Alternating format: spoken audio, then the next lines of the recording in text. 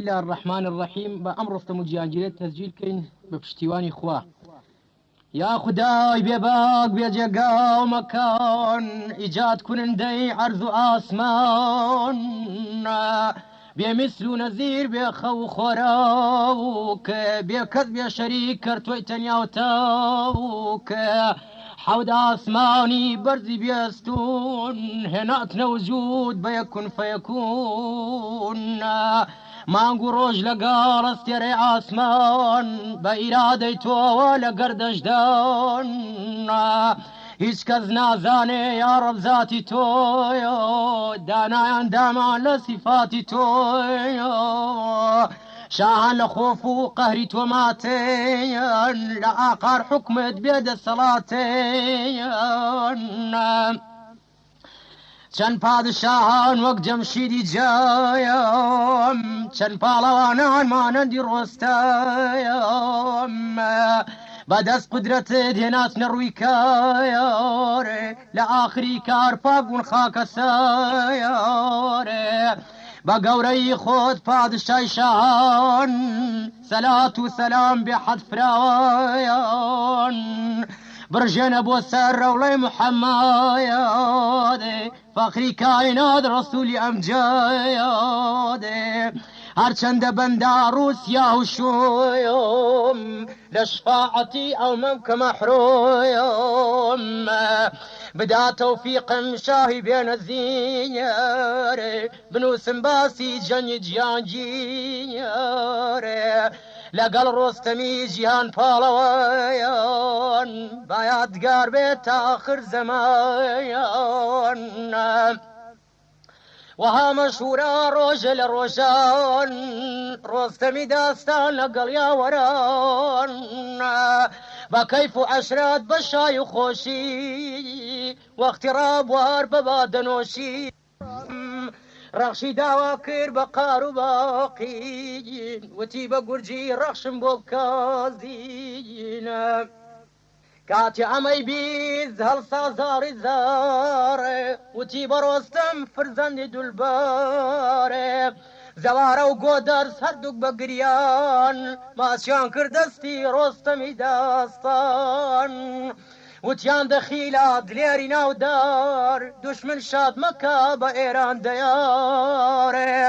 جوابی دایەوە ڕۆستەم بە گریان حرامە لە من وڵاتی ئێران هەرگیز نامەوێ باوک و برادارێ قەوم و خزم و خوێژ ئەقرەبا یەکسایارێ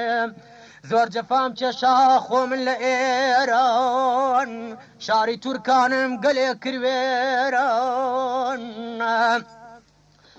هەر من بووم شاهی تورکم کرد زەبوون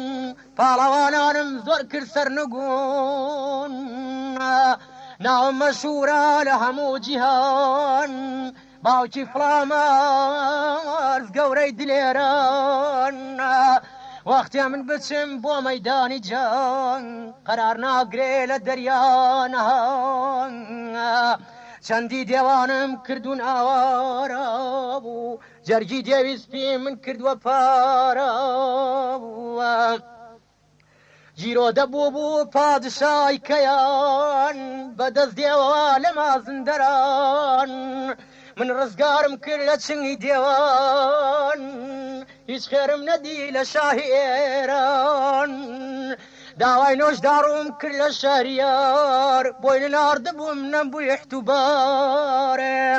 لەم دنیاە داوا بووم ڕەنجە ڕۆیە بوو چی بکەم لە دەست زەمانەی بێپۆ بوو چەند پارانەوە لەی پاڵەوانان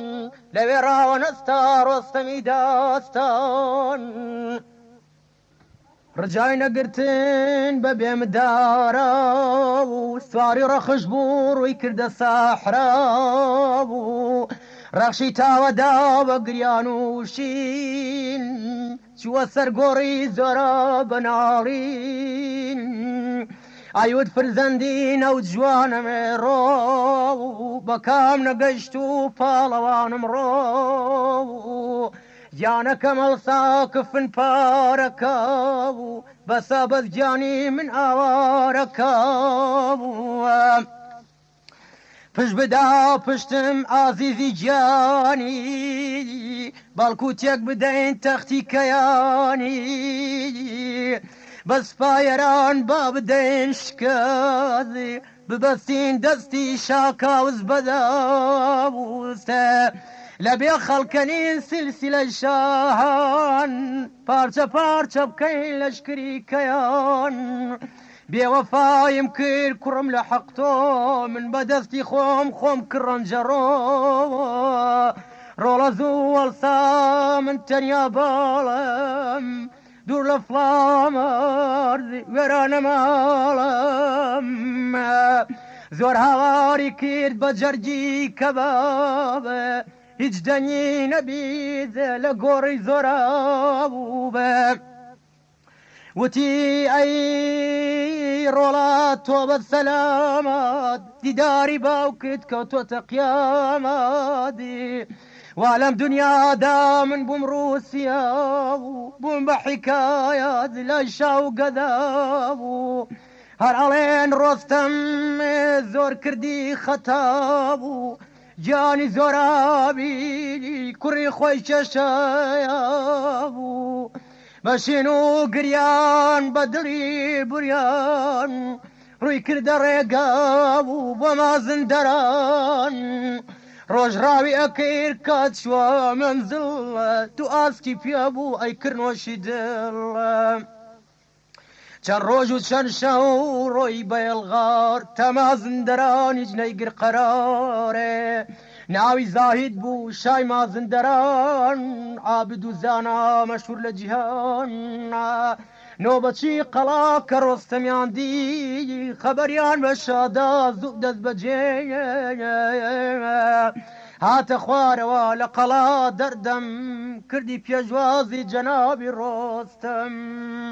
لەگەڵ شازادە و هەموو وەزیران گەورە گەورەی شا جەمعی ئەمیران نایانە سەر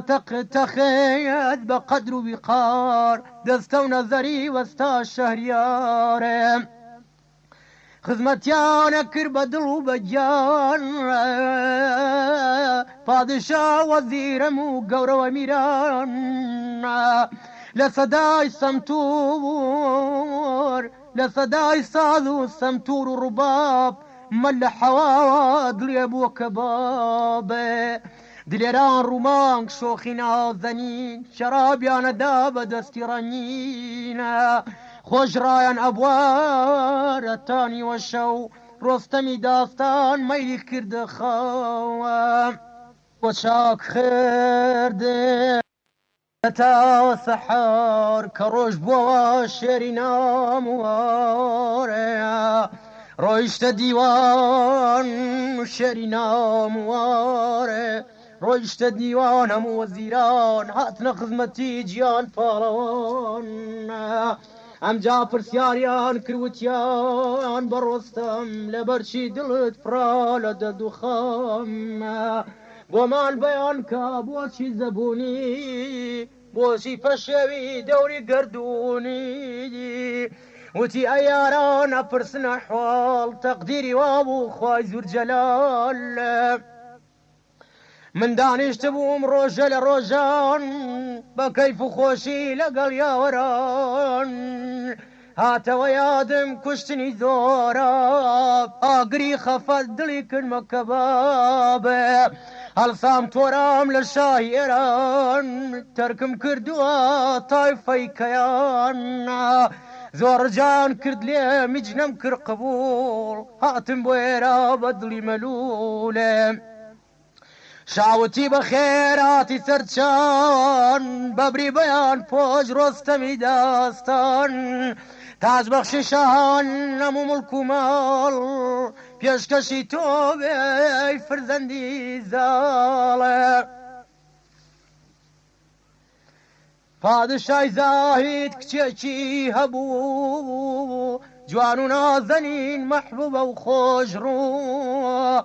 ئەو کچە ڕۆژێ هاتلای ڕۆستەم بە قودرەتی خوا خالقی عالەم ڕۆستەم عاشقی ئەو کچە بوو زوو لەگەڵ یا کردی قسە و گفتوگۆ وتی شازادای حۆریسیمە بارا باڵا سەروی تەڕێ شو بکە بە من بەسەرت قەستەم ئەتکەم بە گەورەی ژنانی حەرام جوابی دایەوە وتی بە قوربان قسەت بەجێیە ژیان پاڵەوان بچۆ لە باوکم من بکاتەڵاف بە قسەی شیرین بەخۆشی و ئەداب پیاوەکەی بان کردی لە پاشا ڕۆستەم دەنکێ گەوهەری نایەبی پێدایە وتی تۆ بڕۆ بۆ خزمەتیشە پێی بڵێ قوربان ڕۆستەم عەرزەکە بێ کشەکەی لە من نیکاحکە پیاوەکە ڕۆی خێرا دەست و برد قسەی ڕۆستەمی عەرزی مەلەک کرد پادشا ئەمەی کە بیزووەڵ سات چوو بۆ لای ڕۆستەم پیاوە نازا عەرزی کردی ڕۆستەم ئەی شاهی زەمان کچەکە لە من نیکاحکە قوربان شا لە شەرمانە سەری دانەوان لە پاشان وتی بە ڕۆستەم ئەلعان وا باشە بچم ئێستا بۆ حەرام شەرعەن نەبێ فرد بە کچە بکەم بزانم قسەی کچەکەم چییە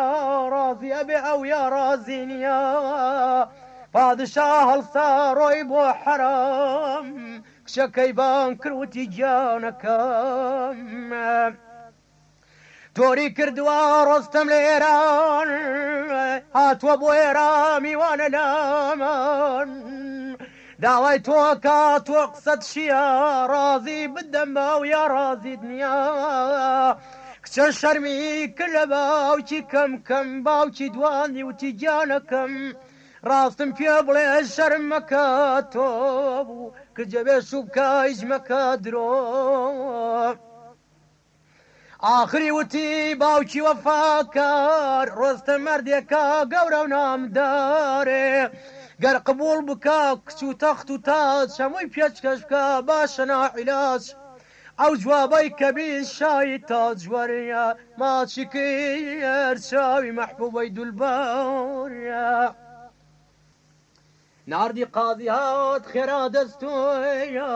بوو بەر بۆ ڕۆستەم کچی شایان مارەیە بوو کرد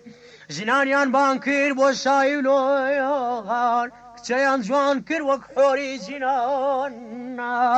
کردیانە بەری لە سورمە و لیباز غەرق بوو سەر تاپای بە لەعل و ئەڵمازێ چاوەکانیان ڕژ بە سورمەی کۆی توور ئەدرەوشایەوە مانەندی بلورێ کە خۆر لە خاونەی مەغریب و پەنان بردیانە پەردا وەک مانگی تابان ڕۆستەم ئەو شەوە بە مەقسوود گەیەوە تەی بووی ئاخریاتە ڕێی کاتی خۆرهەڵات دەمە و بەیانی مەجلیس ڕازەوە بە شادمانی ئەمیران لەگەڵ وەزیران سەرجەم هاتن ماچیان کرد دەست و پێڕۆستەم وتیان یا خودا لێت بێ مبارەکی بە شەرافەتی سوڕەی تەبارەکێ ڕۆیشت ماچی کرد دەستی پادشا بەینێ مەشغوڵ بوون بە خۆشی و سەفا بە عیشوە و عەشرات بە بادەنۆشیە لە پاشا لە پاش چەند ڕۆژێ ڕۆستەمی داستان ڕووی کردا مەجلیس گوتی یاوەران ئارەزوو ئەکەم بچم بۆ شکار بۆ سەیری سەحرا و دەشت و مێرغوزار یاوەران لەگەڵ سپای شەهریار ڕۆیشتن لەگەڵ ڕۆستەمی ناودارێ بۆ ڕاوی ماسی لە کەنار دەریا ڕۆیشتن لە پڕ دەوێک پوپەیتا دێوەکە ڕۆیش وەکو باو باران کەوتە شوێن دێوە گیان پاڵەوان بە شوێن دێوەدا ڕەخشید و تاودا بە دەشت و کێودا بارد و سەحرا سێ شەو و سێ ڕۆژ بە سەبر و قەرار ڕۆیش لە شوێنی دەوی نابەکەیە بوورێ هەتا گەیشتا قەراق بیشەیە بیشەیەکی سەخت پڕەندێشەیە دێوەکە زانیش نییە چارە بوو وتی با زیاتر نەبمەوارە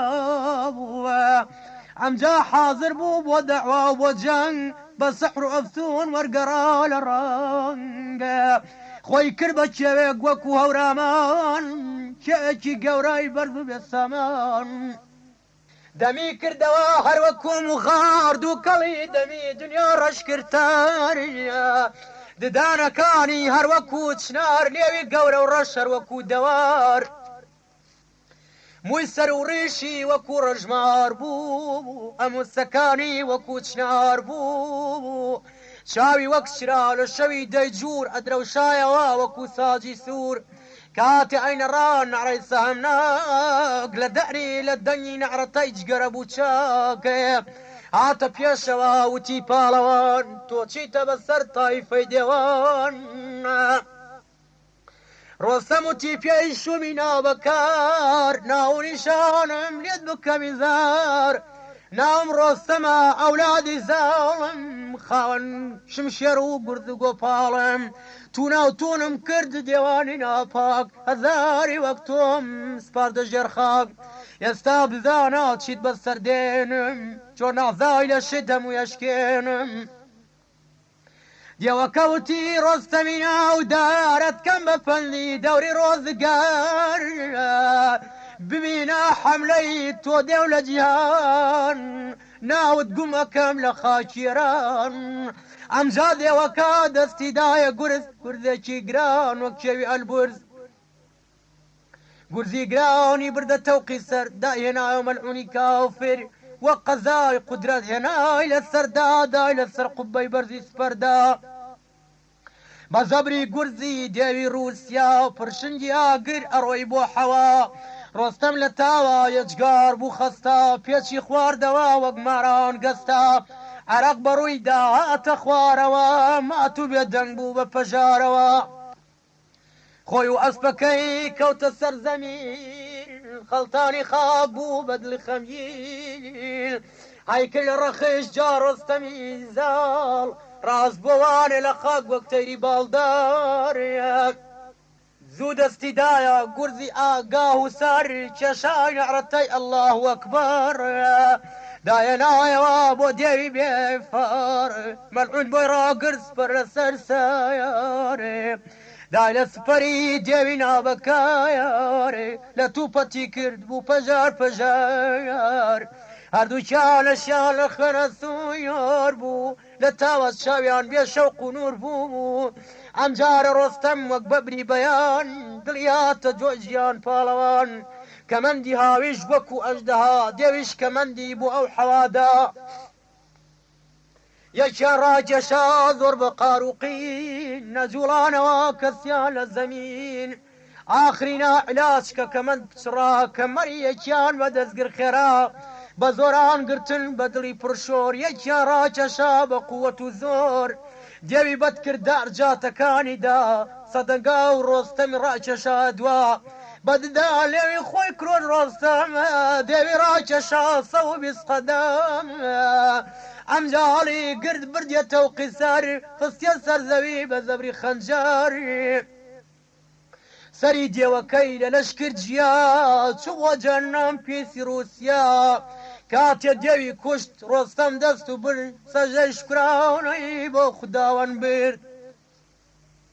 لپاشان رستم ببي عندي شايا بو تماشا وسيراتنا وبشا لنا بشدا دين وجواني براير وكو سر رواني بسرا ودستو باي بكوتوا وهاي زاني رستم كامردوا جيان بالان شو جور سري بشمشرتنا في دستو باي بري سيري كرماوا وجاني تيماوا وتي اي جوان شدلي قوماوا جوابي دايوا وتي بروستم امد الصلابة بزيادكم يخسري دستي ديوي بيدينم كوري بادشاي مغرب زمينم مشهور ناوم آزاد مهرا باو چشم ناوي آزاد چهرا روجت شما باغ بعزمي سيران لبر فايدا بو ديوي بيمان بسحر أفسون مريكر يغصير كنا ميرا ملعوني بفير ئەمە حەوت ساڵە کە من بووم گوستاخ بە ڕۆژ و بە شەو هەرە لە کێشم ئاخ ومێدم وایە شەی شێری سەروەر بمەیتەوە بۆ لای باوکو برادەر ڕۆستەم ئەمەی بیست و بوو ئامادە ئەسپێکی پەیدا کرد بۆ شازادە بە جووتە سوارە خێرا دەست و بر کەوتنە ڕێگا زۆر ئازانە و گورد یەک مانگ ڕۆیشتینە بە تاو هێڵغار ئەمجا گەیشتنە مەغریب دەیار ڕۆستەم مژدەی نار بۆ ئازادە چیر کە نەجاتم دا من ئازادە میهر قاسی چوو بۆ لای پادشا مژدەی داوەتی ئەی شای جەمجا پاڵەوانێکی وا دراوەرات ئازادە میری لە بەندە نەجات ئەو پاڵەوانە لەگەڵ شازادە واتنەڵسا ببە ئامادە پێشوازیان بکە ببە شادمان ڕۆڵە درستکار بوو لە بەند و زیندان چەندانە گەوەری لەگەڵ زی و زار دائمشدانا پادشای سەروەری جاردرا لە ناو کۆڵان و بازار بچن بۆ پێشواز شازادەی نازار پادشا لەگەڵ ئەعیان و وەزیر چوونە پێشوازی شازادەی دلێر لە دوای حەوت ساڵ دەورێک کتووە پڕ شاد و پادشا بە دیداری کوڕ شاهی شازادە چهر بەسەد احتیڕایە ماچی کردەستینەوەی جاڵسەم وتی بەڕۆستەم خوا بتکا دڵشاد وەک لە دەرد و خەم منت کرازاد تا عمرم ماوە بێ سرم لە ڕێت تا مڵک و خەزێنم شاباشی پێتە ڕۆستەم ڕاستم پێ بڵێ خەڵقی کام شاری معلومە کە تۆ شێری شکاری جوابی دایەوە وتی پادشا جێگامەکانم وا لە بوخارە ناوم ئەلبورزە معلوم بێ قوربان خزمەتکاری تۆم تا آخر زەمان پادشاوتی بەخێر بێ سەرچاو مڵک و ماڵی منی تۆیە تەواو باجێ بمێنێ لێرە پاڵەوان بچینە سەربا و گیان پاڵەوان باسی شای مازندران کەوا لەبەر نەهاتنەوەی ڕۆستەم زۆر پەشە و حاڵ بوو باجێ بمێنێ لێرە پاڵەوان بچینە سەر باسی شای مازندەران شای مازندەران زۆر بوو چاوەڕوان نەگەڕایەوە ڕۆستەمی داستان دەستی کرد بە شین گریان و زاری ئەیدا بە سەریا بە بێقەراری ئەیوت کە ئاخۆ لەم دنیای فانی چیم بەسەر بێنێ زاڵی کەیانی ئەگەر بزانێ زەوارەی ناودار زما زندەرانە کا اختصار گەر بێتە سرم وەک کێوی ئەلبورز چی بدەمەوە جوابی فڵامەرز چیم بەسەردا لەسەر ڕووی جیهان تێر نەم کرد سەیری باڵای پاڵەوان بە وەزیرانی وت کە چۆنە بێ وا بکەینم کارە ئاشکرانە بێ ئەگەر بزانن لەشکری ئێران جومەیەنن بۆ مازندەران وەتەن و ماڵمان گژەکەن وێران ئەیسێنە نەقی گیان پاڵەوان بچن سوێراخی بکەن لە ئەتراف کێو ماڵی بۆ بکەنە تا کێوی قاف مەحبوبەی دولبەر حەرەمی ڕۆستەم یەخەی خۆی دڕی لەبەر دەرد و خەم بەناخون گۆنا و سینەی کرپارە خاڵانی ڕووی خۆی گشت کردارە ئەگریا خاچیە کرد بە سەردا ئارامی نەبوو لە قەر و دەردا ئەمان با خەریک شین و زاری بێن مەشغوڵی گریان و بێقەراری بن بچینە سەرباس و ئەحواڵی ڕۆستەم لە مەغریب زەمین بە دڵی بێخەم بە شەو و بەڕۆی بە فەرد و مینات پادشا و کوڕیان کرد خزمەت بەڵام خەمبار بوو گیان پاڵەوان پادشاوتی ناوداری کەیان بۆچی عاجز و مات و خەمباری توخوا پێم بڵێ بۆ بێقەراری هەرچی ماڵما سەرگەردی ڕێتە بووە سرم بەردەباز لەبەری پێتە وا بەخشیم بە تۆ مڵک و ماڵ و شار دانیشە لەسەر تەختی زەرنگاریە دانیشە ئێمە خاک ڕێگاتین هەموو ئەولاد و بوو بەندەی دەرگاتین ڕاستی ڕۆستەم عەرزی کرد وتی پادشا لەخوام تەڵە بە ماڵت بیاوە من ئەڕۆمەوە بۆ وەتەنی خۆم ڕوخسەتم بدا لازم ئەبڕۆم چەند وەختا توم دوورم لە دیدار ئەوێ بچمەوە بۆ ملکی بولغار بە ئەمری ئەفراسیابی گومڕا فەڕۆخی بێهزاد خۆی کردووە بە شا ئەبێ بچمەوە بەندە بۆ بولغار بدەم تربەتی پیاوی نابەکار پادشاوتی خاوەن ئەقڵ و فەم چەند ڕۆژ سەبر بکە سان بدەم سپەم من و ئەولادم هەردووک لەگەڵ تۆ بوو بینە تا بولغار بە سپا و شکۆ جوابیدایەوە گیان پاڵەوان عەرزی کرد وتی ئەی شای زەمان هیچ لازم نییە بکێشی زەحمەت لە حەق منت کرد گەلێ مەرحەمەت ئەمجا پادشا جاڕیدا لە شار کۆکرایەوە 30000 سوار کە لەگەڵ ڕۆستەم بچن بۆ سەفاری لەگەڵ چەند خەیمە و چربان جەواهر سەدای تەپڵ و کۆڵ لە شارە هەڵسا 30000 بەیداو لە پێسپاڵ کرا سواری ڕقش بوو ڕۆستەمی سەروەر ناوچاوی ماچ کرد شای تاجوەر شاه و شازادە و وەزیران ئەمجا ڕەوانەیان کرد چەند سەعات ڕێگا گەڕانەوە دوا شاه و وەزیران ڕۆیشتن بە ئەلغار ڕۆستەمی داستان بە شەو و بە ڕۆژ نەیان بوو قەرارە تا گەیشتن بە ملکی بولغار کە تەماشای کرد ڕۆستەم لە سەحرا سوپایەکی زۆرەوە دیاریدا تۆمەس فەڕوخی شا پادشای بولغار هاتە بۆ سەحرا بۆ ڕاوڕاوشکار لەگەڵ 40,000 سپای دلاوەر مەردانی نەبەر پڕچەک و زێوەر وەزیران لەگەڵ ئەمیرانی شا خەیمەی زێڕینیان کردبوو بەرپا لە هەموو خەیمە ئاوازی سەمتور بەرزە بووە شانە دەستور ساقی ئەگەڕا لەگەڵ جامی مەی مانەندی بەزمی کەی قوبادی کەی ڕۆستەم ئەمەیدی دڵی بوو خەمگین بۆ ئەحواڵی خۆی دەستی کرد بەشین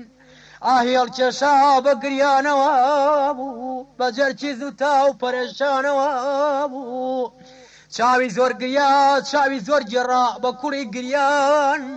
هیچ کەسی نەدی لە قەومی خۆی ژیان نەکاوسیدی نەزاڵ نە ئەولاد ئەمجا لە داخا بەربووە فەریاد وتی بە سپای خۆی زوو بە ئەلغار بگرە نازانە چوارە ترافی شار خەیمەی ڕەنگین و خەزیانە هەموو مەردانە بچن تاڵانی کەنز و سپای ڕاکێشانەوەی زاڵی زارە هەڵی گرت گوردی گەورەی گاه و سەر هاواری ئەکرد گیانە فەرین سەری خستە سەر قەڵبۆزی زین شمشێریان کێشا و خەنجەری بوڕان لە مولاوە پەلاماریاندان لەشکری بولغار مەست و سەرخۆش بوون بەجارێ هەمووی بەقڵۆش بوون ڕۆستەم وەکو شێر خێرا دەست و بر ڕووی کردە خەیمە و ناوی خوای برد نارەتەی کێشا وەک شەری شەرزان دامی سپاگشاتە لەرزا هێندێ بە نێزە و هەندێ بە شمشێر زۆر لە دوشمنان کراشە سەرە و ژێرم هێندە سەرخۆش بوونیەت بێختیار بوون هێندە لە ناد لە ترسە ناچار فرار بوون على آخری کاردا فەڕوشای بولغار لە خەوڕا پەڕی وەکو شێت و هاوور لە خەوڕا پەڕی کافری مەلعوون نارەتەیەکی کێشا لە دەروون لەگەڵ 40,000 گەورەی بێئیمابوون بە ئەسلە حەوا ڕووی کردە مەیدابوون لافاوی خوێن هات وەک ئاوی جێحون هەر پاڵەوان بووە کرا سەرنگوو بوون تاجبەخشیشان ژیان پاڵەوەیە بوون وەکووا سنگەر گورزیەوە ژایە بوون لە زامی شمشێر گورز و تەورزین سەحرار وەکو لالە بوڕەنین نەکاو فەڕوخشا لە پشتەوات گەیشت بە ڕۆستەم خۆی کرد کشومات گورزێکی وایدا لە سەری ڕۆستەم دنیای لە پێشا بوو تاریک و تەم ڕۆستەم سەرتاپای لەرزی و خرۆشە لە قەهر و قیندا دەرونی جۆشایە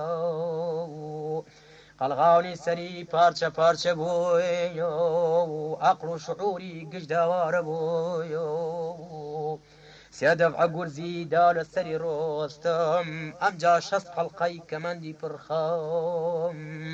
حەوای دا و خستیا ملی پووری زاڵ ڕای کێشا بە قار شاهیدین بەتەڵ زۆر قووەتی کێرشومی رووسایە ڕۆستەم وەکو کێ و هەرگیز نەخەجڵایە لە ئازایی ڕۆستەم ئەو بوو سەرسام بەربووە خەندا دلێری بەسام غیرەتی بزوو گیان پاڵەوان بردی ناوی پاک خوای لامەکان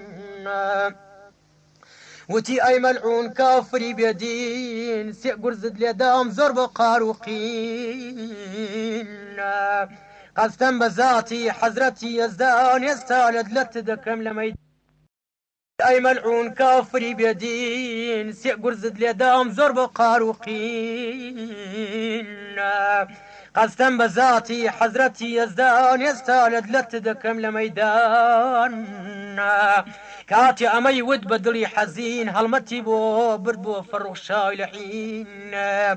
گورزی گرانی بەرز کرد بۆ حەوا دایلێ تەپڕی سەر شومی رووسیا قەڵغانی لەت کرد گەردنی شکا سینەی پارچە بوو پیسی رووسیا خۆی و تەخت و فیل لە عەرسەی مەیدان لە خاک و خوێنە هەموو بوون خەڵتان دەنگی ئافرین بەرز بۆ سەما سەدای ماشەڵڵا گەیشتە سەما بە خەنجەر ئەمجا سینەی هەڵدڕی جەرگی دەرێنا سەریشی بڕی بەدەستیەوە گر هەروەکو قەڵغان نارەتەی کێشا ڕۆیشتە مەیدان لە سپای فەڕوخ 10,000 سوار کوژران بەدەستی ڕۆستەمی ناودار ڕۆستەم ئەمریکی سپا بە یەکجار بەربوونە تاڵان لەشکر و کوفار پاش تاڵان کردن ڕۆستەم وەکو شێر دانیش لە سەرتەخت فەڕوخشاوی بێخێر ڕۆستەم بوو بە شا لە مورکی بولغارێ های بوو لەشکر و سپای بێشمار زنجیری عەدڵی لەوێ ڕاکێشا لە عەداڵەتا هیچ نەیبواوتا بە کەیف و خۆشی بە عیشوە و بە نۆژێ بە دەنگی تار و باوازی خۆش باباسی هاتنەوەی زەرعەلی بکەین کە بە دوای ڕۆستەما چەند شارە گەڕاو نەیەدۆزیەوە وەختێکە ڕۆستەم ڕۆی لە داخان زەرعەلی حالی زۆر بوو پەرێشان شێت و سەرزان بوو بەف و بەداغ ئەگەڕا دەشت و سەحرا و کێو و شاخێ لەم شار بۆ ئەم شار تەواوی دنیا بە دوای ڕۆستەما شارانە گەڕا ئەسەری شوێنی نەبوو بوو دیار هەتا گەیشتە وڵاتی بولغار دیکە لەشکرێ سپای بە سامان ڕاوەکەن لە ناو سەحرا و بیابان شۆڕە سوارێکی دی لە پێشەوە بە گورز و گۆپاڵ پڕەندێشەوە دیاری داوەکو ڕۆستەمی داستان بە ساموەی بەدوێنە نەریمان زەرعەلی دەنی زەرعەلی کە دیە و پاڵەوانە ئەینە نەروەکو پوری داستانە زۆر پاڕایەوە لە خوای داوار وتی بۆ خاتری نوری پێغەمبەر شاد بم بە دیدار ڕۆستەمی سەروەر شێت و شەیدا بووم کەوتومە خەتارێ یەجگا لە دووری ڕەخش پەرێشانم خزمەتی نییە قەزای لە گیانم خۆزگە ئەم جارە من ئەمدی ڕۆستەم ڕەخشما دەکرد بە دڵی بێخەم جا ڕەخش لە دوور زەرعەلی ناسی بەربۆحی لە حیر زۆر بە کەساسی کلکی هەر بڕێر وەکو بەیداغ زەرعەلی دەنگی ناسی وتی ئاخ ڕۆستەم زەرعەلی نەناسی لە دوور ویستی غار بکە شەرانە دەستور جڵەوی ڕەخشی ئازانەتون کرد ئەو زەنگی لێدا خێرا دەست و برد ڕەخشی بەناوبانگ دەست بەجێ چالاگە بۆ لای زەرعەلی ڕۆی بەبێ باوکێ ڕۆستەم زەرعەلی کە ناسی ئەمجا هەردووکیان گریان مودەتێوسا خۆی خستە خوارێ ڕۆستەم لەسەر ڕەخش یەخەی خۆی دڕی شێری تاج بەخێش زەرعەلی دەستی ڕۆستەمی ماسکێر خۆی لە دەوری ڕەخش ئەگێڕا دەست و برد پرسیاری دەکەی ڕۆستەمی داستا لە زاڵ و شاو گشت پاڵەوانان زەرعەلی وتی گشت سەلامەتن بەڵام لە دووری دڵ پڕ لە مەینەتن بە شەو و بەڕۆژ دڵ پڕ خرۆشن لە دووری ئێوە هەمووی ڕەش پۆشن ئەهالی وڵات ڕووی ئێران زەمین ڕەش پۆشن ماتن عاجزن خەمگین تا تۆ نەچیتەوە بۆ مولکی ئێران حرام ليان بعد يرخوان جوابي داي وانجا فيلة وتي حرام لرستم وطن حتى كي كاوز شاي إيران بي ناشفة ويا خويران ويران بي رخشي ما جكر ذر علي بدل رخش قشاوة وخنش رخش قشاوة لخوشياوة قول لێرە بمێنێ با ئەم دەستانە باسی گیانگیر بکەین ئازانە کچی مەسیحای عابیدی سەری وابور شکر بە ڕۆستەم شێری ناموابور بە ئەمری خودا زووزکی پڕ بوو کاتی و مانگون و ڕۆژ بەسەر چوو بوو کوڕێکی دایە خۆی لامەکان جوان و نازدار بوو وەک مانگی تابان بە باڵاوەکو سەر و سنەوبەر بشان وباو سامي ناموابور عند محبوب وطفل نوجوان أدود وصفة لمركك العابون خبر عن جابر ذوب وشريار وتيار مجدبه شاي تاج دابور كريكي بوابان ومهربان رويد رخشانا وقماني تابابون سرجي شكراني بدر حال بازشاب وقول قشاوة روي لخوش يابو أمريك العلو يا قوتي أحمر لقلز يا وزير مرواري وقوهر بخشانة بخير وإحسان بقدا وجار لا تفقران كويان كردوا بيواني عاقل أعيان وزير شيخاني كامل سيري رمليان كرمالاني شام وبجاري كرديان ما شاء الله آفريان كرد بو تخمي رستم طالع يارا ببن خاطر جم وزيران شخان ويان كرد تكبير ناويان كربني جيانجير ناويان نابرديان دان بدايا اسمال وسرمايا مانغي شجمان وحومانغي سالبو بشان ويبد رستم زالبو كاتك عمري قيب حوساول دان بملاي پر عقلو كماول حوصالة مكتب درسي خوانم جا فيري سواري وراو كراتا بو بسر باش قيش ورسواران هاوتاينا كريش كد لياران روجة جيانجير دليري نازداري اقرالنا وكولان وبازار هيش كستينا دي بياني خوي بيا ياكم يشيوي وكوي بيا بيا كقرايا وانا كوچا وبازار شو ديواني شاي تاجدار عزي كروتي راستي بولين بيم لما زندران من اولادي كيم عمرشوم قرامنا وكوچا وبازار قسمنا ديواني خوم لشار كذنيا وقمن بشام ويباد بشان وباوم بقيافات كاتيا ميبيت شالة جيانجير جوابي دايا ووتي دلير تو كوري مني رولينا وجوان من بير بو ممرم باش من بقربان تو لجاقاي من نبي ببادشا من لباوكتي توني محاشا جيانجير مايكا بزازانا نوستاخرا روي بويانا سيري كرداشي خوت والمال شو جر سرينا وي ساموزال خنجري ششان أسر سيناي هلي داي وسيناي بيشيناي دايشي خبر بوتينا بكابور تمايش دايا شو من شرم الصابور وتي بدايشي معلوم بكلام باوشي من شي ومن فرذني كم دايشي ما يبيز بربوه قريان جوابي دايا وتي رولا جان نازان ميستاد شيبو لم بتوبو لم دنيا داس شون بومرنجرو باو كدون بوا خود شوار دستالا ناوي مشهوري رستمي زالا باش بالواني شاي كيكاوسا سرجقي شاي فريتاوسا كريشي هبو ناوي زرابو كشتي لداخا دلي كبابو لداخا تورا لمرچيران هات امشارا جيان بالوان كهات إيرا بفشي وحالي شامني بغشي بي بحلالي مدتي چل روج كردي انتظار روجي لروجان روي بوشكار ناتو توائت الرولجان أحوال ما يابهم كردي بيان جيان جيركات يم حالي زاني زماني ما دبو بدل قراني لە دڵداوەتی بە خوددا یەکبەر ئەبێ من بچم بۆ لای زاڵی زەر لەگەڵ کەی کاوەز ئەبێ بکەم جەنگ ڕووی سەرزەمینی من لێ بکەم تەنگ چونکە نۆشدا ڕووی بە باوکم نەدا زۆرا بمرد ڕۆستەم عاجز بوو تۆرا ئەبێ ئارامم نەبێ من بە ڕۆژ و شەو تا حەقی باوکم نەستێنم لەو وتی داجان تۆی جمە خۆغەم بە عەونی خۆی خالقی عەزەم ئەبێ من کارێ بکەم بە ئێران یەکێ نێڵم لە نەڕەشێران بیستێنم حەقی زۆرابی جوان ئێران و توران بکەم وێران دایکی ئەمەی بیست بەر بووە گریان زۆر پاڕایەوە وتی ڕۆڵە گیان ئەترسم ماڕی منیش ببێ خراب تۆش لە ناو ببە نەرۆکو زۆراب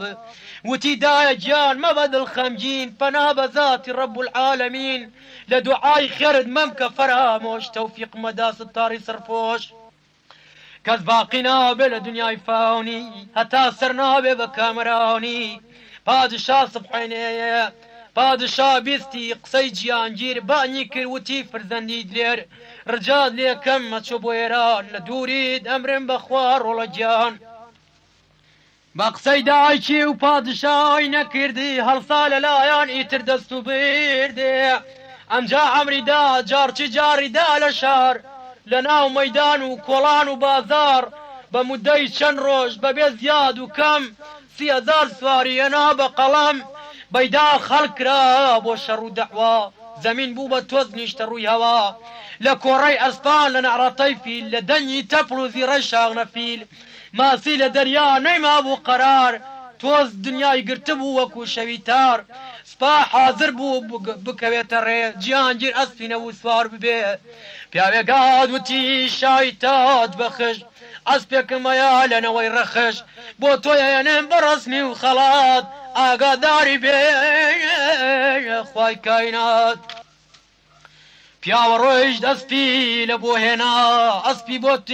بۆ تند کردی ژەروەکو با جیهانگیر دەستی هێنا بە پشتیا نەخەجڵا پشتی لە ژێری مشتیا دەنگێ هاتی داکیاتە لای بەزاری و گریان بۆ هێنا تیر و کەمەند و کەوان بەستی بە بازووی بازوو بەندی لیلاڵ کە یادگار بوو لە ڕۆستەمی زاڵ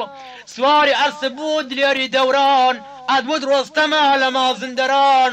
دوعا خوازی کرد لە دایکی و لە شا تێر ماچیان کرەمجا لە پاشا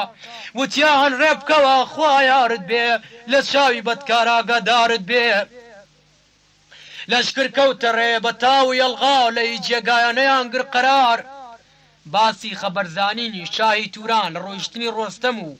وەتۆرکردنی لە ئێران جابا بکەین باسی پادشای توران زانی کە ڕۆستەم نییە لە ئێران ناردی بانیان کرد پیرانی وەزیر لەگەڵ یا کردی چەند باس و تەکبیر وتی خۆ ڕۆستەم گەورەی دلێران ئەمە چەند ساڵانیە لە ئێران خواکارێکی کرد شێری تاج بەخش دوور کەوتۆتەوە بوونە لەگەڵ ڕەخش ئێستا وا چاکە جار بدرێ لە شار لەشکر و سپا حازر بکەن تەیار با ئەمڕۆ بچین کارێ بکەین پێیان ڕقی چەند ساڵا بستێنی لێیان هیچ ڕاوە نەستین زوو بچین بەجەخێت سەری کەی کاوز ببرین لە سەرتەخێت وەزیر ئەمری کرد تەپڵ و کۆت لێدرا کۆکرایەوە 30,000 سپا جارچی جاڕیدا لە ناو کوچە و شار هێندرا بە دەفتەر 200,000 بەیدا خەڵکرا لامولاوە لەشکر وەکو مار و مێر و جوڵاوە تیپی زەرپەیکەر میلاقی سەردار کەوتە پێش وەردووی شای توران دەیار لەشکری توران لە دەشت و سەحرا لە جێیشی خۆش خەیوەتیان هەڵدا بە ئەمری خوددا سپای ژیانگیر داخڵ بەو شوێنە بوون وەکو شێر سەیران کرد سپای بێسەر و سامان لە ئیسرەحەتداوە لە سەحرادان ژیانگیر زانی سپای تورانە دوشمن بە شاهی مڵکی ئێرانە ڕۆستەمی باوکی نییە لە ئێران جیهانگیر دەستی جا کرد بە گریان وتی تۆ لە کوێیت ڕۆستەمی ناودار تا لە شای توران دەربێنی دەمار ئەمریدا سپاس 30,000 سوار پەلاماریاندار وەک شەری خون خوار کەوتنە ناو سپای تورکان بە یەک جار سەریان لێ خستن وەکو گەڵای دار جیهانگیر وەک شێر گەیشتە میلاق شیرێکی لێدا سەری کرد و فاق لە زەبری شمشێر مەردی ناموەر ڕۆحی ناپاکی ڕۆیی بۆ سەقەر جا خۆی گەیاندا زەرپەی کرد بە قار پەلاماریدا وەک شێری شکار زەرپەی کردانی بە غەیری فیراری چارەی نییە ڕای کرد وەک کەمتیار لەگەڵ سپای خۆی ڕای کرد زەرپەی کاری جیهانگیر ئازا وەکو شێری نارەیە کەوتە شوێن وەردووی سپا شکستەی توران سپای شکستا بە چاوی گریان گەڕانەوە لای شای ئەفراسیابێ بەداد و بێداد بە جەرگی کەبابێ وتیان کوڕێکی نۆخەتی نازدار هاتووە لەگەڵ 30,000 سوار پەلاماری داین وەکو نەڕەشێر پاڵەوانانی گشت کرد سەرە و ژێر چەند هەزار کەسی کوشتووە نێمان وەک گەڵای دار لاشەمان ژێمان ئەفراسیاب شا کە بیستی لە قار دنیای لەبەر چاو بوو تاریک و تار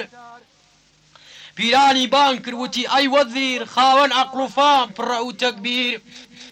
جوانێ هاتووە بۆ جەنگ و بۆ شەر سپای توران خستووەتە خەتەر هەموویان هێنان بۆ لای جیهانگیر وتی شێرانی دلێر دانیشن لە لام هەموو بەخۆشی شەو ڕاببێرین بە بادەنۆشی تەبیعەتێکی داوە پێم یەزدان فەرقی خۆم ناکەم هەرگیز لەگەڵتان ئەمری کرد سفرە و تەعامیان هێنا نانی خوارد لەگەڵ هەموویانم جا هەتانیوە شەو بە ئاهەنگی تار نۆشیان کرد ساقی نۆشیان کرد بادەی ساقی خۆشە گوار لە پاژنیوە شەو هەمووی زندان ڕۆیشتن نووسن هەتاک و بەیان سبحەینێ دیسان کە لە خەو هەڵسان جیهانگیر وەک شێر ڕۆیشتە مەیدان نەعرەتەی کێشا وتی پاڵەوان کێماوە ئەمڕۆ لە ئێرانیەکان بابێتە مەیدان بە هەڵقەی کەماندێ وەک گەوانی تر بابی خەمە ناوباندێ فەرامەردی شێرێ زۆر بە قاروقین خۆی ئامادە کرد وەک شێری غوڕین ڕووی کردە مەیدانەوەی زاڵە پیر چوو بەرەو ڕوو جیهانگیر وەک شێرێ جیهانگیر زانی ئازا و دلێرە بە هەڵمەت و زۆر وەک نەڕەشێرە وتی پاڵەوان ناوت چییە تۆ لە ئێرانیان قەومی چێ تۆ ئەمڕۆ پێم بڵێ بەڕاست تۆ پاڵەوانی یا خۆولادی شاهی کەیانی وتی ئەی جوان من فڵام ئەرزم کوڕی ڕۆستەمی خاوەنی گورزم مەشهورە باوکم کە تاج بەخشە بەبری بەیان پۆش ساحیبی ڕەخشە مدەی چەند ساڵە باوکم تۆراوە مەعلومەی تر ناتە دواوە کە ئەم قسەی لێ بیست جیهانگیر لە داخا ڕەنگی ڕەش بوو وەکو قیر وتی ئەی نامەرد ڕوڕەشی دەوران ڕۆستەمی داستان ونە لێران بۆ کەیکاوز بوو ڕۆستەمی دڵپاک زۆرابی کوڕی کرد خەڵتانی خاک کەچی نۆشداڕۆی کە لێ داوا کرد کەیکاوز شایی کەیکاوز نەیدا دەست و برد چونکە بیستومە منم خەبەرە لەگەڵ کەیکاوز مەیلم بە شەڕە لام وایە یەک زەڕنیتانە ناموت ئێوە شەڕەکەن بۆ شای کەیکاوز شەر بە هەر ئێستا کارێ بکەم پێت کە حەقی زۆراب من بستێنم لێت کەیکاوز بگرم بیخەمە ناو بەند زاڵ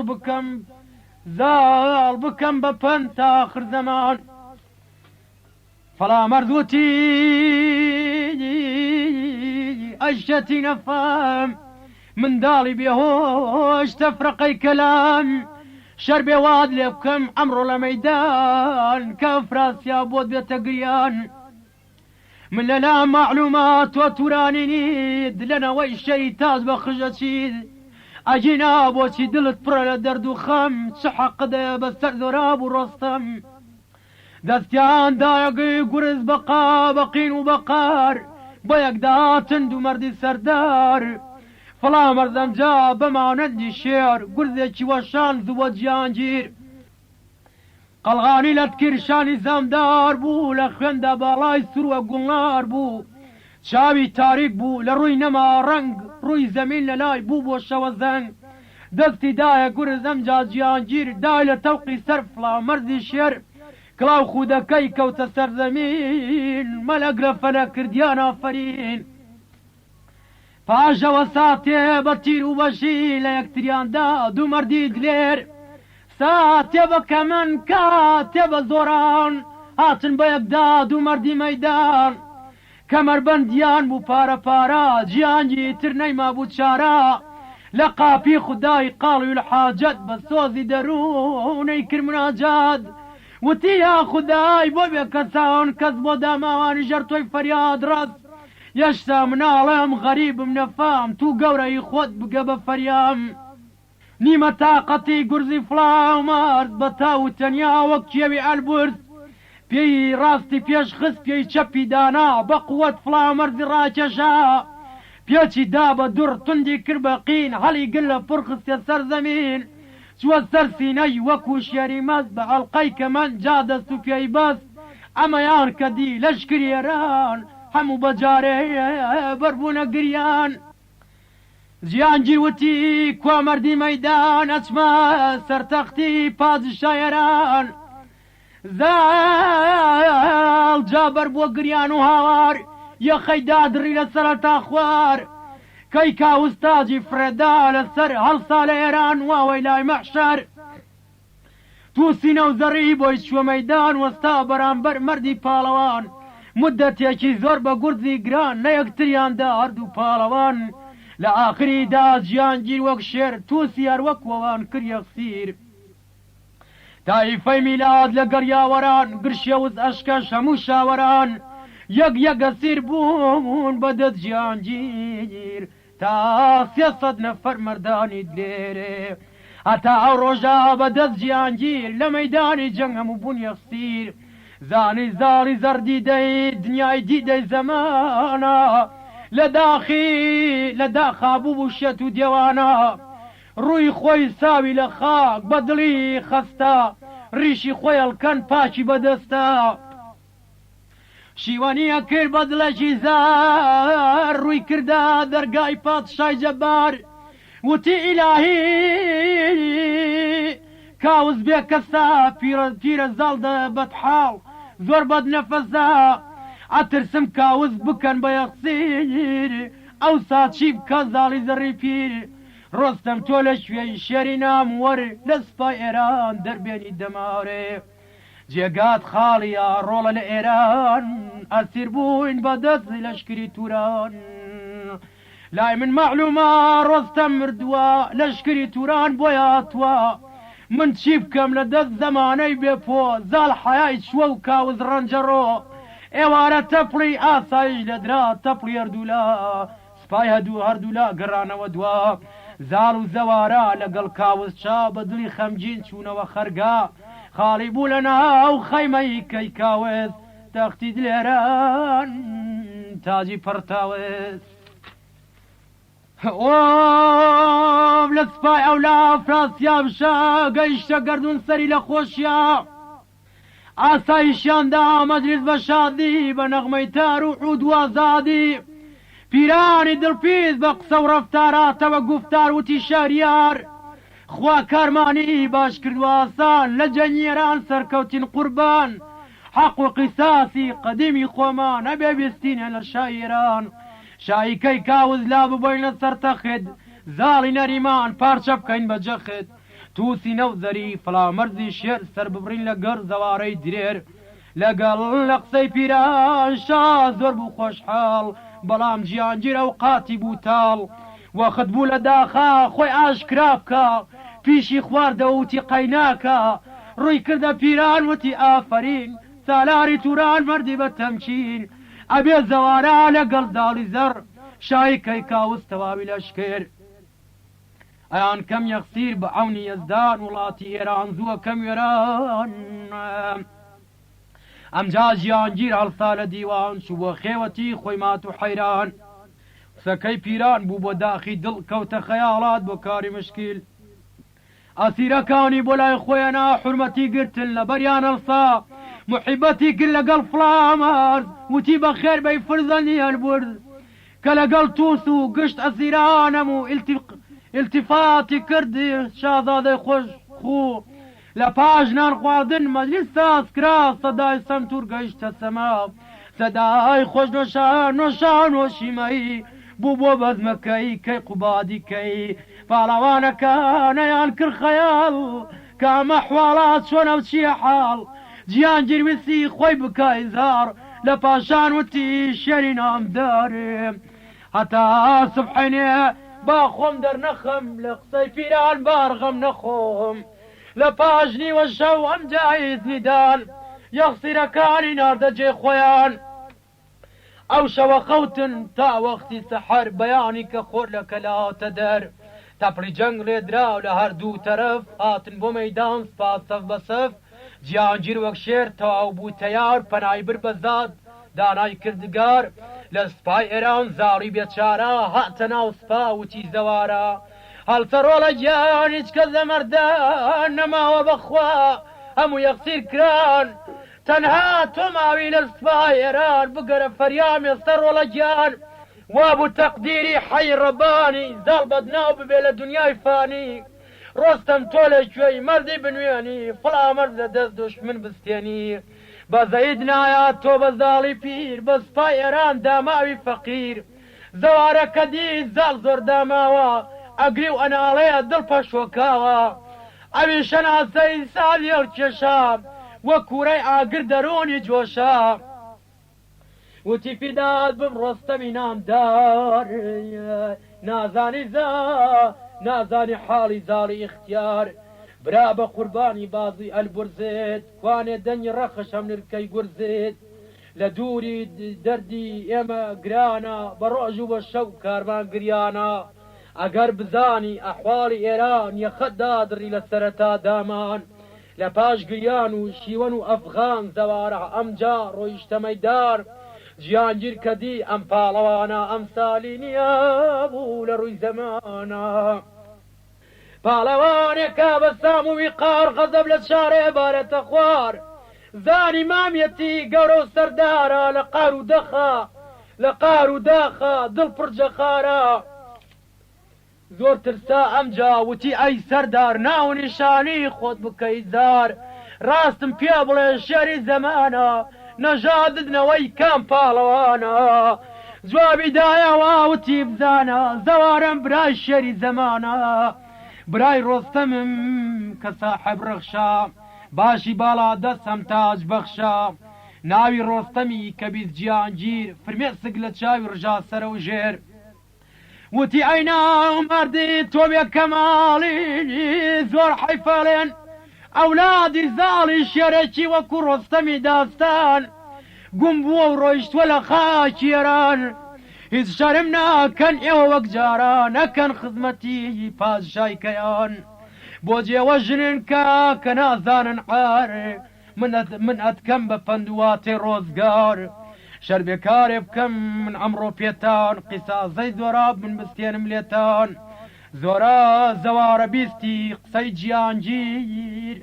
ئاگری لە دڵ بەربوو بوومات و زویر وتی پاڵەوان تۆمە دەگەزاف من گوێم پڕ بووە لە قسە و غیلاف زەبرت بنوێنە خێراکە درەنگە ئارەسم لە زەر ئاشوب و جەنگە وەختێ بەیەکدا هاتین تەواو ئەزانی چۆنمەم بینی بە چاو جیهانگیر وتی شێری جیهانگیر وەک شێر خرۆشا بە قار ڕووی دنیای لێبوو بە شەوێکی تار بە قار و غەزەب دەستی برد بۆ گورز هەڵی گرت گورز وەک کێوی ئەلبورز دایهێنایەوە گورزی گرانسەنگ قەلغانی ڕاگر زەوارەی دڵتەنگ دای لە قەلغان و زەبری گورزی چین زەوارە ئەسپی کەوتە سەرزەمین دووکەڵ لە نوتی زەوارە ئەڵسا وای زانی ژیانی دەرچووە ئەمجا لە پال سەعاتێ سەیری کرماوە ئەسپەکەی مردووە و لە خوێن خەڵتاوە زەوارە وتی یا خوای کەریم بدە تەوفیقم قادر و ڕەحیم هەرسایە سەر پێنەوەی زاڵی زەر گورزی هەڵگرت و بردیەبانی سەر داوی لە کەلەی ئەسەیە جیهانگیر ئازا ئەسپەکەی کوشتووی بە پێی پیادەما هەردوو بە پیادە لە مەیدانی جەنگ گرتیان کەمەری یەکتری بە جەنگ یەکتریان کێشا بە زۆری بازوو لە پاس سەعاتێ هیلاک بوون هەردوو ئەمجا جیهانگیر دلێری زۆردار هاواری ئەکرد خالقی جەبار هەڵی گر بردیا سەر تەپڕی سەر بەقین مانەندی ڕۆستەم خستیە سەر زەمین دەست و قاچی بەس بە زۆری کەماند ناردی وە گەوان خستیانە ناوبەند وەرگەڕایەوە ڕۆیشتە مەیدان زۆر بە قار و قین ئەس بەدا جۆلان لە ڕاست و لە چەپ بە قین و بە قار تەنافی خەیمەی زۆر کلەت و پار هەیکرد لە لەشکر بە گورد و گۆپاڵ مەردی مەیدانی دادەکرد لە زاڵ شای کەیکاوز یەجگار بوو خەمگین لەگەڵ زاڵەردوو کردیان زاروشین زاڵوتی فەلەک داد لە دەستی تۆ تایفەی منت زۆر کڕەنجەڕۆ ڕیشی خۆی ڕنی بەبێ قەراری کردی شیوەن و فەریاد و زاری وتی زەوارە و فڵا مەرزم ڕۆ سپای بێگەس و ئەم بێ گورزم ڕۆ خاوەن ڕەخش و گورز فیلە تەنم ڕۆ غەریبی شاران دووروە تەنم ڕۆ داماوی ژێرخاک شازۆرا بمڕۆ بەناحەق کوژرا و دڵکەبا بمڕۆ هەیداد لە دەستی چەرخی بێوەفا لە عەمری خۆما ئیجنەم کرد سەفا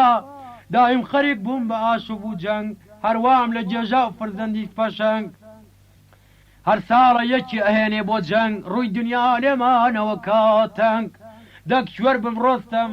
جێگات خاڵیە نرکە و دەنگی تۆ بۆچی دیار نییە شای کەیکاوز هەرەڵە کێشێ ئاخ ئەفراسیابی شادە و خۆش دەماخ ئەوە جیهانگیر ئەسپەدا جۆلان داوای زاڵەکە بۆی بچێتە مەیدان چونکە کەس نەماوە لەو گۆڵە گۆڵانە زاڵیمەتی خواز لە شاهی ئێران سواری ئەسب بوو ڕۆیشتە مەیدان وتی ئاخوای عەزیم و جەبار ڕەحم کە بە حاڵی زاڵی اختیار جیهانگیر وتی پیری زەمانە بۆچی تواتوی بۆ شەڕازانە بۆ سپیا و نەماوە لە سپایێران بەم زەلیلی لە تواتویە مەیدان زاڵوتی لە من مەپرسە حواڵ تەقدیری وایە خوای زۆرجەلال دای بەسەریا بە دڵی پڕقار لەسەر ئەسپەکەی لە پڕکەوتە خوار شینی ڕۆستەمی لە نوێ تازە کرد هەڵیە کێشان ئاسانی زەرد ئەیود ڕۆڵە گیان خۆ لە کوێی تۆ بۆچی تۆ زاڵت وا کڕەنجەڕۆ زینەتی مەجلیس شاعێرانم ڕۆ شەری زەبر بەدەست ڕۆڵەی جوانم ڕۆ ڕۆستەمی داستان خاوەن ڕەخشم ڕۆ تازسێنی شان تاج بەخشم ڕۆ یا ڕەبە حاجەت عشرون و فەلەک بە شەرافەتی جەمیعی مەلەک من لە پاش ڕۆستەم مەرگم باشترە مردنم لەمانم گەلێک چات کدرا زۆر گریا ئەمجا سەری خستە خاک زۆر پاڕایەوە لە خودای بێباک باسی خۆئاشکراکردنی جیهانگیر لە زاڵ کاتی ئەمەیدی ئەمجا جیهانگیر بەزەی زۆرات ئەو بە زاڵی پیر دابەزیل ئەسێب شەری با کەماڵ ماچی کرد چەند جار دەستی پیرە زاڵ وتی فیداد بم باوای دڵخەمگین کوڕی ڕۆستەمم بزانە یەقین کچە زای عابد نۆکەری زاڵم فرزەندی ڕۆستەم شای کەمەرلاڵم باوکم نەدیوا زۆر خەفەت بارم بۆ تیتری ئەو من بێ قەرارم وایە تەقدیری پادشای سوبحان گایە دڵخەمگین گایە شادومان ڕجالێکەم مەبە دڵخەمگین پەنا بە ذاتی ڕەب العالەمین وەختی ئەمەی ودنی قابلادا ڕووی وەک و مانگ لە ناو هەوری سیادا زاڵ کەدی جەماڵی وەک مانگی ئەنوەر سەڵاواتی دازوو لە پێغەمبەر غەم و پەژارەی هەموو دابەبات ئازای زۆرابی ئەوێنایەوە یاد گرتیە باوەشی ماچی کرد تێر تێر ئەدود نەمردووە لای زۆرابی شێر وتی ڕۆڵە گیان ئارامم نەما بۆ چێندە ئازاری دڵی منتدا شکرانەم بۆ ذاتی پاکی خوددایە چونکەوا عەسر و ئیسرای لە دوایە ئازار زۆردام دڵم بوو پڕغەم بەڵام سەبەبی فەخرە بۆ ڕۆستەم شکور وەجاخم یەجگار ڕووناکە چونکە ئەولادی من وە چالاکە جیهانگیر وتی هیچ مەبا دڵتەنگ بە یەخسیر ئەگرم بۆ دنەوەی پەشەنگ بابە گیان بۆچی فکرت بڵاوە ڕۆستەم دیار نییە خۆ کوڕی ماوە جیهانگیر وتی بابە گیان ئامان ئەم قسەی کردت تۆ بیکە پەنهان با کەس نەزانێ کوڕی ڕۆستەمم ئەولادی زاڕی دەروون پڕخەمم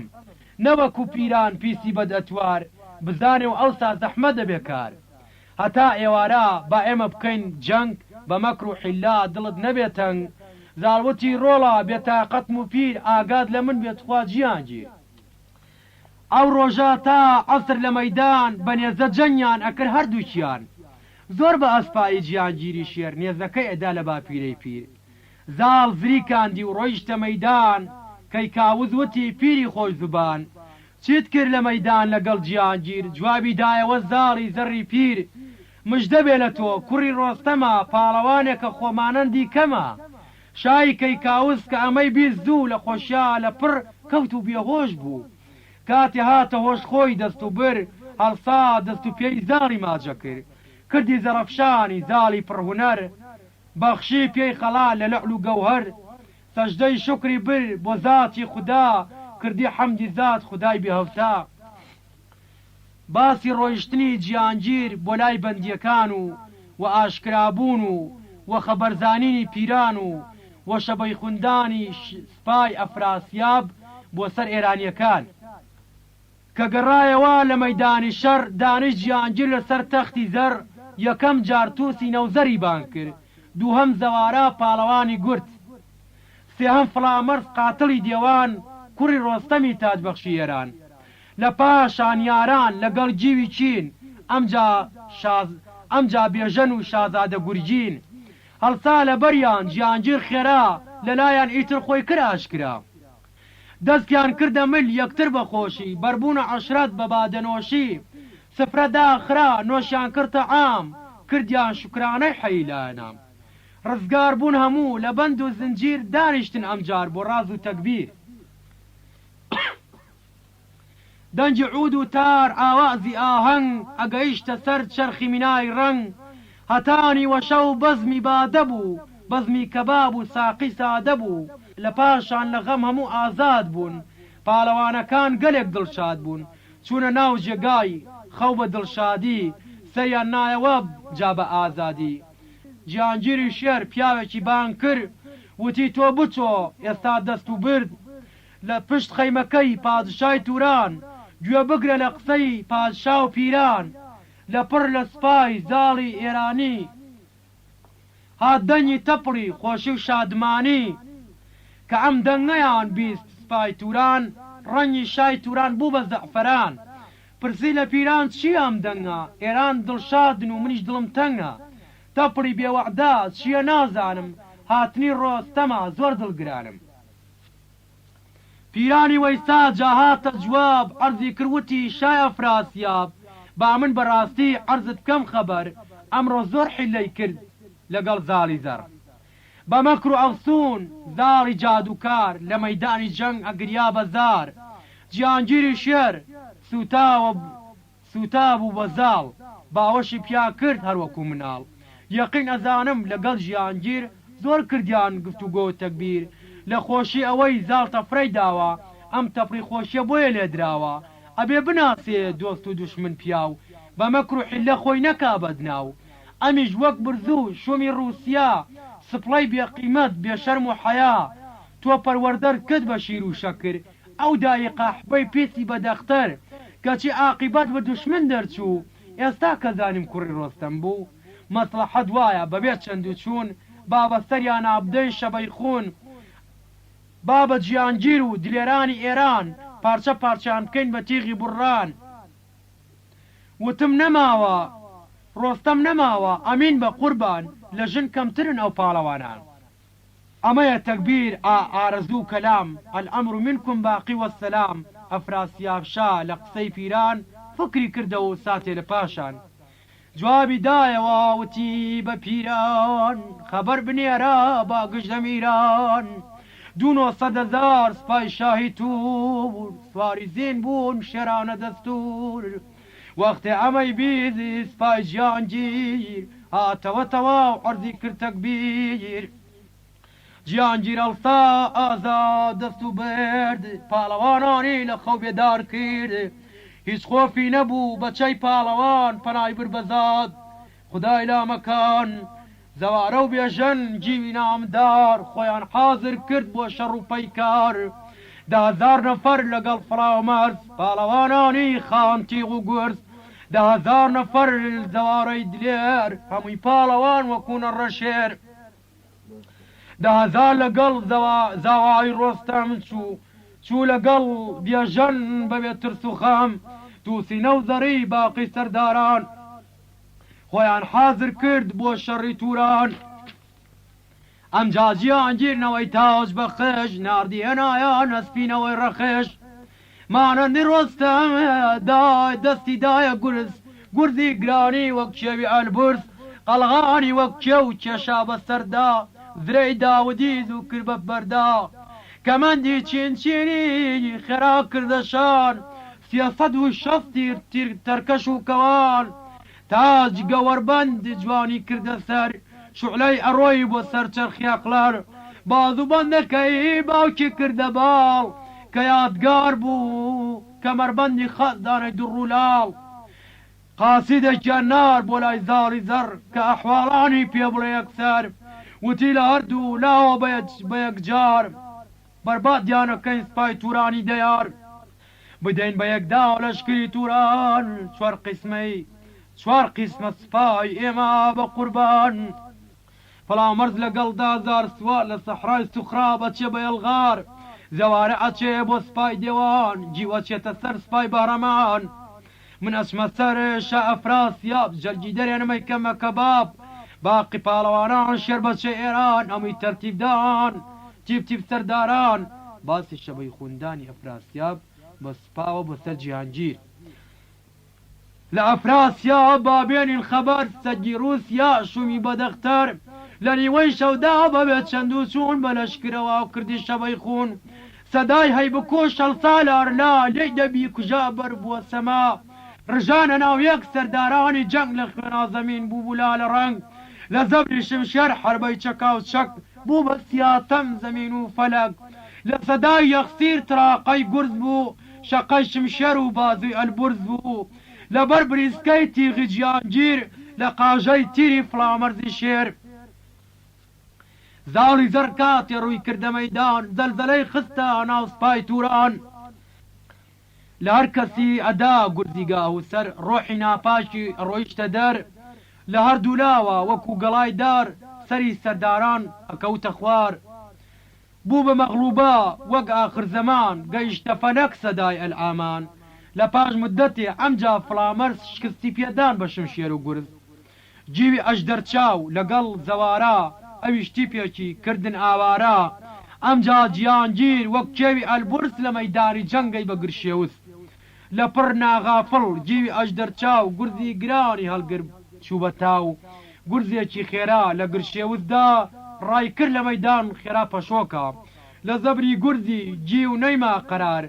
بۆ بارەگای شا زوو کردی فیرار وتی پادشا هانا سەدانا سپام بەرباد بوو نەماتەوانە کاتی ئەمەی بیت شا ئەفراسیاب دڵی هەڵقرچار وەکوو کەباب زۆر ڕقی هەڵسا شای توران دەیار وتی زوو بڕۆن مەردانی خون خوار سپای تورانی خێرا دەست و بر ڕۆیشتن دەوری جیهانگیریان گرت لە هەموو لاوە کێشایان شمشێر دان لە جەستەی جیهانگیری شێر جیهانگیر سەری نایە ماڵی زین ناڵاندی لە دەرگای ڕەبوولعالەمین وەکو بای غەزەب کەوتە ناو سپا لەشکری توران بە جارێشکا گایە بە گورز و گا بە شیر و تیغ لە کوشتن نەیان کرد ئەبەدەن درێخ زۆری لێ کوشتن کەچی هەر ئەهات سپای تورانی زیاد دەبوو کات عەرسەی مەیدانیان لێبوو بوو زۆر تەنگ بۆی ئەهات یەکجار 100,000 خەدەنگ کاتی ئەمەی بیست دی شێر بەچەی ئەژدەر بەرپاڕایەوە لە خوایی داوەر ڕووی کردە سەقفی سەمای حەوتەمین وتی یا خودای گیان ئافەرین بیکە بە خادر کەعبەی موعەزەم بە شەرافەتی ئەنبیای ئەکرەم یا رەبە حاجەت ڕەسوول شافعی مەحشەر بگە بە فەریای بەندەی قوربەسەر پەنامەرە تۆی فەردی فەریاد ڕەس بگە بە هاوار لەشکری بێکەس سپای ئێرانم من کرد گرفتار بووم شەرمەسار لە دەرگای جەبار ئێستا گرفتار سپای تورانم نیشانەی خەدەنگ تیرە بارانم سپام بەرباد بوو خۆمم دا بە کوشت ئێستا هیچ کەسم من نییە لە پشت هێشتا مناڵم نەمدیوە دەعوا هەر بۆ زاماریم نەدیوە هێشتا لەلام یەقینە کاتی مەرگمە سەرماودای خەنجەر لەسەر جەرگمە هیچ نەمکرد من بە قسەی مادەر ڕوڕەش بووم ئەوە لە ڕۆژی مەحشەر باوکم من بووە منیش خەستە حاڵ ڕەحمم پێ بکەی خوای زور جەلال بەخوا باش سندم من حەقی پدەر منیش وەک زۆراب خوێنم بوو هەدەر پەنای بر بە ذاتی حەی سوبحانی خۆی دا لە تیپی سوپای ئێرانی ئەم جازەوارە لەگەڵ فڵامەرز پەلاماریاندان وەک چێوی ئەلبرس تووسینە و زەرشا ناوداری ئێران لەگەڵ زاڵی زەر لە عەرسەی مەیدان شکاندیان سپای تورانی بێپیر هێنایانە دەر شێری جیهانگیر وتیان جیهانگیر ئەی مەردی غەریب نەسر و مینەڵڵا و فەتحون قەریب پشتی یەکیان گرت هەر سێ پاڵەوان شکاندیان سپای پادشای توران کردیان بەکارێ وەک ڕۆژی مەحشەر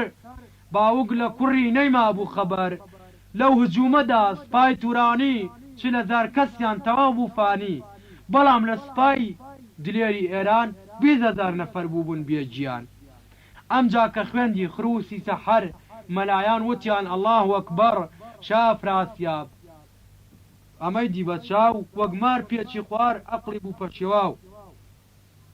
بەربووە گریان لە خەم و مەینەت وتی ڕوڕەش بووم هەتا قیامەت لەشکرم فەوتا بە قسەی پیران کارێکی وام کرد ماڵم بوو وێران جیهانگیر دانیش لەسەر تەختی زەر لەسەری خۆی دەست چقەی تاوسپەر شای کەیکاوز ئەمری کرد بە زاڵ وتی هەر ئێستا پیری باکەماڵ خەڵاتی نایەب کەمەری زێڕین ببە بۆ ڕۆڵەی نازداری گیرین دیسان ئەمری کرد بە شازادە تووس بدا بە جیهانگیر خەنجەری تەمووس لەسەر ئەمری شا ئەو تووسی دلێر خەڵاتی وەرگرز و جیهانگیر شاد بوو بە خەڵاتی شا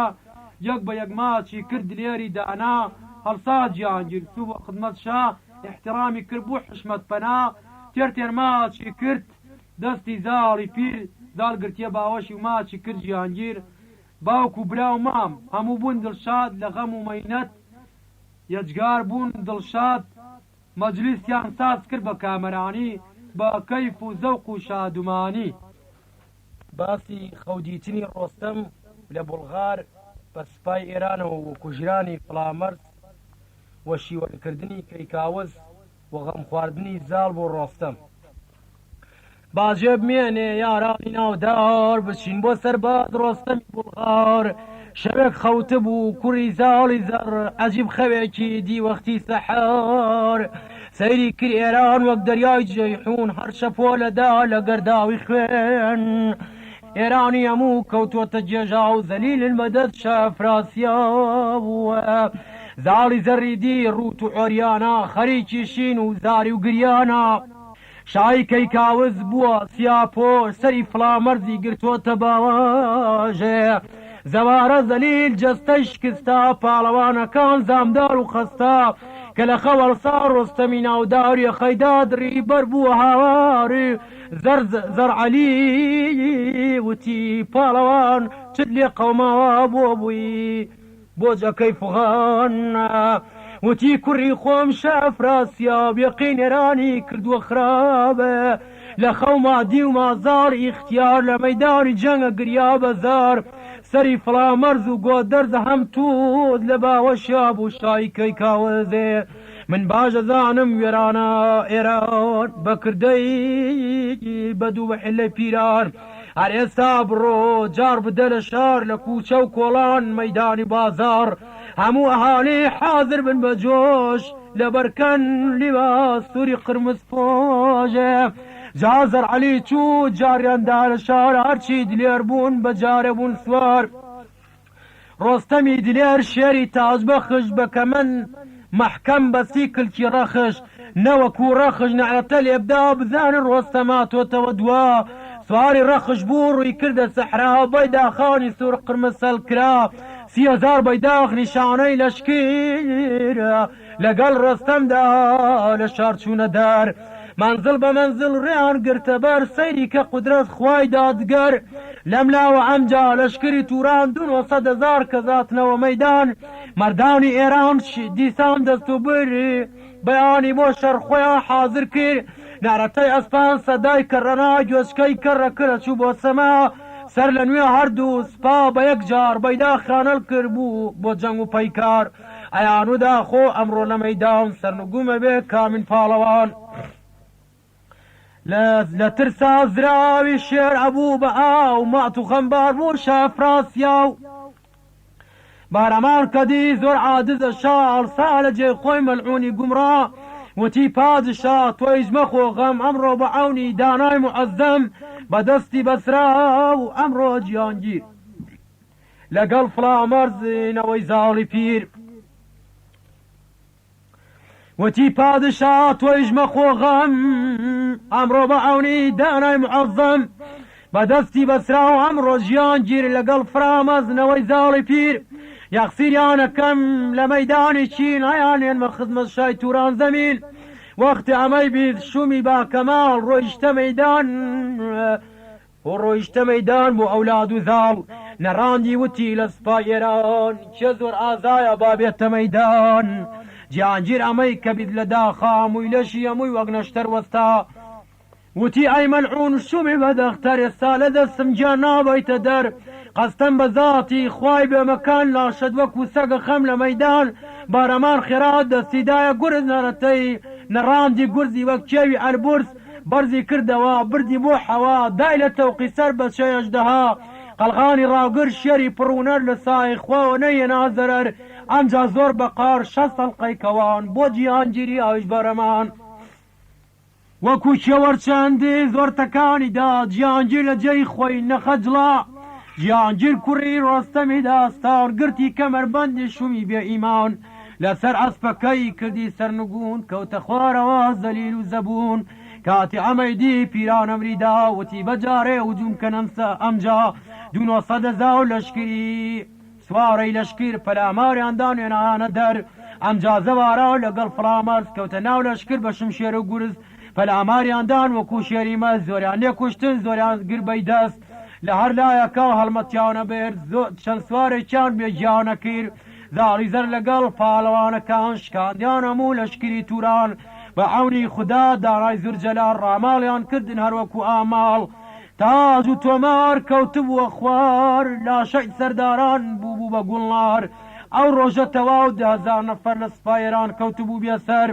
سوپای 30,000 سوار لە سوپای توران کوژران هەموو لە عەرسەی مەیدان تەپڕی ئیسراحات ئێوارە لێدرا لەشکری هەردوو گەڕانەوە دوا جیهانگیر فەرمووی ساسکرا ئاهەنگ بە دەنگی تار و هەم سەمتور و چەنگ بە دەنگی خۆش نۆشان نۆشاونۆشی مەی ئەیاندا ساقی شاپەی دەرپەی سوپای ئێرانی بە کەیف و مەزاق کەی کاوز بە شەوق شاد و خۆشمەتراق شای ئەفراسیاب مات و سەرگەردان ناردی بانیان کرد بە عەجەلە پیران وتی ئەی پیران ماڵت بێخراپ بۆم بدۆزەوە ڕێگایکی سەواب هۆشم نەماوە لێم بڕا قەرار تەکبیرمان چییە بۆم بکەی زار پیران وتی تۆ هیچ مەبە مەحزون گیرەگرم بەبێت چەند و چوون فڵامەرز لەگەڵ زەوارەی گومڕا لەگەڵ سەرداران ئێرانی سپا بە مەکروحیلا بە فێڵ و تەکبیر شەرتە هەمویان من بکەم یەخسیر ئیقباڵی تۆ بوو کاری ئەمەی کرد ڕۆستەمی خاوەن ڕەخشی لە ناوبێت لە هیچ مەترسا کامیان دلێرە هەر کەسێکیان مانەندی شێرە باقی ئێرانیان خاسار و خاشاک من ئەیان کەم من ئەیان بەستم باڵقەی قەڕاک یەخەی پادشا یاریدە بدە گەر پەیدا نەبێ ڕۆستەم لە مەولا ئیتر کارمان یەجگەر ئاسانە لە ڕۆستەم دڵم هەر ئاسانە دڵم وا ئەدا خەبەر کەواز و بێتەوە خێرا ڕۆستەمی بەدخوو شایە فراسیا بوتی بە پیران شکر دیار نییە ڕۆستەم لە مەیدان یعنی بەیانی لەشکر تۆ بەرە دەر بەڵکو یەخسیر بکەین مەردانی سەروەر ئەمر بکە دەرحاڵ هەنگامی بەیان زوو حازر بکەن سپا لە مەیدان لە هەر چوارتەراف دەست بدەنە تێخ قەلاچۆ بکەین هیچ نەیکەن درێخ ئەمجا بەیانی لە هەردوو لازوو لەشکر حازر بوو بەبێ گفتوگۆ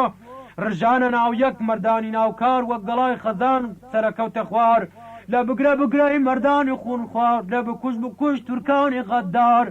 بە یاریدەی بوو بە دەریای خوێن زەمین و مەیدان خوێن مەوجی ئەدا وەک بەحری عەمان سپای ئێرانی لە مەیدانی کار زاڵ و کەیکاوز ئەگریان بەزارێ هەردوویان لە ژێر بەیداخی مەیدان دوعایانە کرد بە سۆزەگریان زال عيود خدا قاري الحاجة تو قوري خود ڕۆستەم بگات إلهي غيري تو مني مكاس بفرياد بقى ڕۆستەمی فەریاد ڕازێ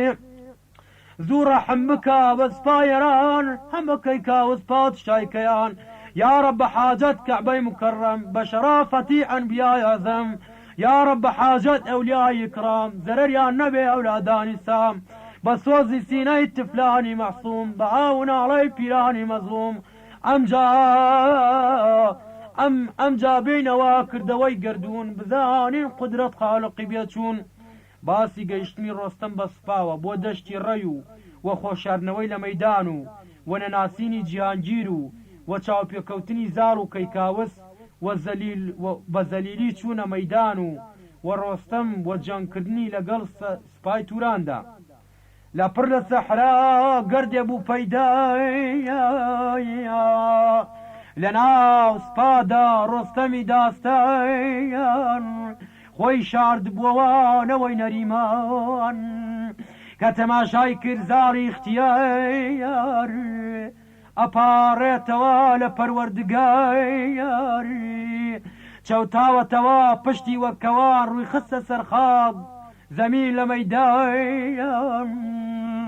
لە لای ڕاستیەوە زاڵ پادشایکەیان داماوە مات و عاجز پەرێشایان کاتێککە ڕۆستەم ئەمەیدی بە چاو ئاگری تێبەر بوو دڵی سەندی تاو کە نزیک بووە ڕۆستەن لە مەیدان نەوجوانێکی دیوە وەک مانگی تابان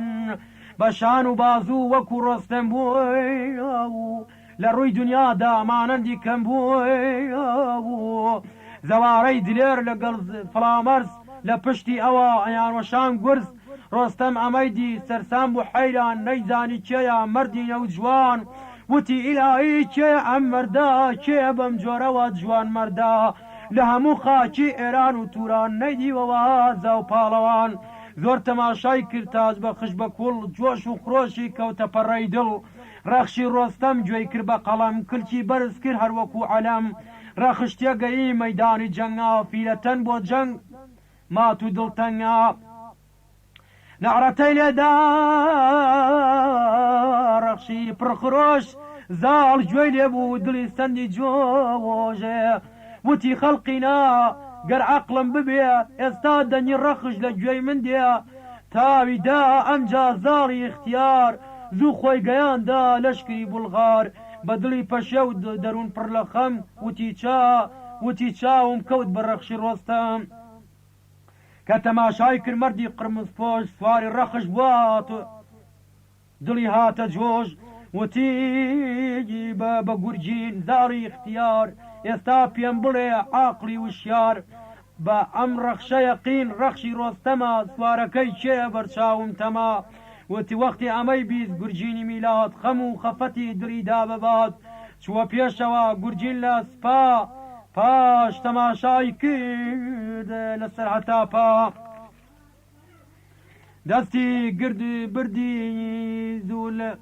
دەستی برد گرتی زوو لە غاوی ڕەخش نقابی دالادا لە ڕووی تال بەخش ڕۆستەم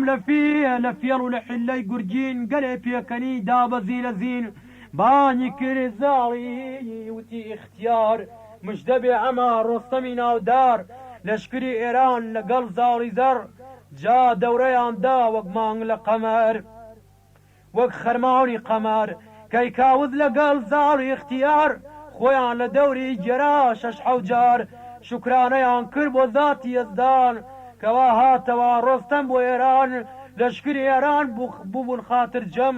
شاد بوون بە دیدار جەنابی ڕۆستەم لە پاشان ڕۆستەم وتی بابەجیان ڕاستم پێ بڵێتوە قیەزدان جوانێ بووە بە بەرگی ئەجگار زیباوە بە سواری ئەسپی گیان پەیماوە تا ئەمڕۆ لە خاکی ئێران بە چاو نەمدیوە سواری وەها جوان پێم بڵێ خەڵقی کامین وڵاتە لەنەوەی کێیە و کان سەربیساتە پەسندە لەلام ئەو نەوجوانە عینەن وەک زۆراو شێری زەمانە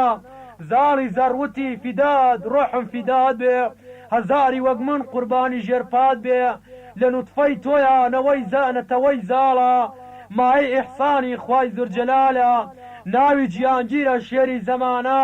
کچە زای پادشای مازندرانە ڕۆستەم کە وەختی ئەمەی بیست لە زاڵ سەجدەی شکری برد بۆ خوای زورجەلال غەم و پەژارەی دڵی دا بەباد شاد و شکر بوو بە دیتنی ئەولاد جا لەو وەختەدا لەشکری توران هەجومیانێنا سپای ئێران لە پڕ زەرعەلی ڕووی کردە مەیدان نەڕەتێنێتە وەک شێری ژیان وتی تورانی ببنە ئاگادار ئەوە ئیزرائیل بۆ تانا دەمجار بانگی کردوتی ئەی ئەفراسیاب چۆنە ئەحواڵت ماڵت بێقراب تۆ لە لاد وابوو ڕۆستەم مردووە سپای ئێران هەمووی وەک جووە فرسەت زانی کەوا دەستوبر بۆ سەر ئێرانی شەوەی خونت کرد تاقیق ئەمڕۆ ڕۆژی مەرگتە تیری تەومتەن لەسەر جەرگتە ئەمڕۆ ئەتکوژن لە جەرگەی مەیدان بانی ڕیسوایت ئەڕوا بۆ جیهان کاتی ئەمەی بیست پادشای توران مات و بێدەنگ بوو عاجز پەرێشان ئەمری کردوتی بە پاڵەوانان ئەو سەگە بگرن بیکەن تیرباران لەولاوە ڕۆستەم وەک شێری شەرزا سپای تورانی گژێنا لەرزا لە دەنگ و سەدای نارەتەی ڕۆستەم لە سپای ئێران بەبێ زیاد و کەم زراوی تۆقی 200 پاڵەوان کەوتە بلادە لە عەرسەی مەیدان ڕۆستەم دەستی بر بە حەربە و بۆ شەر گورزی ئەوەشان وەک وزاری زەر سەری خۆی خستە سەر خەڵپۆزی زین کردی مناجات و گیان ئافەرین حەملەی بردە سەر لەشکری توران زۆر پاڕایەوە زۆر پاڵەوانانی کوشتن لە مەیدان لە پڕمەی ڕەخش لە نەعرەی ڕۆستەم هەرسا لە توران واوەی لای ماتەم شافراسیاب لە قین و لە قار هەر پێچیە خوارد وەکو ڕەژمار لە قار و خەفەت لەبەر غەزەب و قین وتی ئەی ڕۆستەم هەزار ئافەرین ڕۆستەم کە ویستی بەر بۆ پێکەنین بانی کردوتی شای توران زەمین تۆ لە لادوا بوو کە بێ کەسە زاڵ بە فەریای ناگا خوای زورجەلال ئەمەی ود ئەمجا 60 حەڵقەی کەمان حەوای دا ڕۆستەم بۆ شاهی توران شای ئەفراسیاب زوو کردی فرار لە ناو لەشکردا ژنەی گر قەرار سپای تورانی تربوون زەبوون سەریان لە شێوا بە فەتەرات چوون فیلەتەن لەسەر گیانگیر لەو سەر باش ئەیان وەشان وەکو ئاسنگەر زەوارە لەگەڵ فڵامەرز وەک شێر کەوتنە ناو سپای تورانی بێخێر لە خۆشی ڕۆستەم لەشکری ئێران بۆ بێخۆف بەربوونە کوشتار لە مەیدان 100,000 لە سپای توران کوژران بەدەستی لەشکری ئێران بەڵام لە سپای ئێران 20,000 کوژران لە مەیدان بە حەربە و گیر و دار لەشکری بولغار خەیمەیان هەڵداوە تەپڕی ئیسراحەت ئەمجا لێ درا شای کەیکاوز تانی وەی ڕێگا کردی پێشوازی ڕۆستەم بە دڵخواز احترامی کردی ڕۆستەم بۆ شاه زۆر ماشی کرد ڕووی ئێران پەنا شاباشی ڕۆستەم کرازی و زەر لەعل و مرواری یاقوت و گەوهەر سپای ئێرانی کردیان بە تەقسیم لەناو خۆیانە ماڵ و زێڕوسیم مەردانی ئێران یەک هەموویان هاتن بۆ خزمەت ڕۆستەمی داستان ئەمجا کەیکاوز وتی تاج بەخش ڕۆستەمی داستان خاو ئەی خاوەن ڕەخش بەبێت تۆ لێمان حرامە ژیان بەبێت تۆیە خۆ ئێران بوێران بەبێت تۆیە هەموو ڕەشپۆش بووین لە دووری باڵا دەموو بێوەش بووین لە ئاقاری تۆ وجودمانیە کە تۆ نەبینی ژیانمان بۆ چیە خداوەند عمری ئەتۆ بکات زیاد ئەمری دوشمنت دەرەبێ بەرباد ڕۆستەم ئازانە هەموو هاتنە جواب ئازاد جواب وتی بە کاوز شای عالی جەناب فکری هاتنەوەم نەبوو بۆ ئێران شەوێک لە خەومدا وەهامدی قوربان کە باوکم گەلێ زویر و خەمگین بوو شای کەیکاوز چاوپڕگرین بوو سەری فڵامەرزی گرتبووە باوەش مەردی ئێرانیان مات و مشەوەش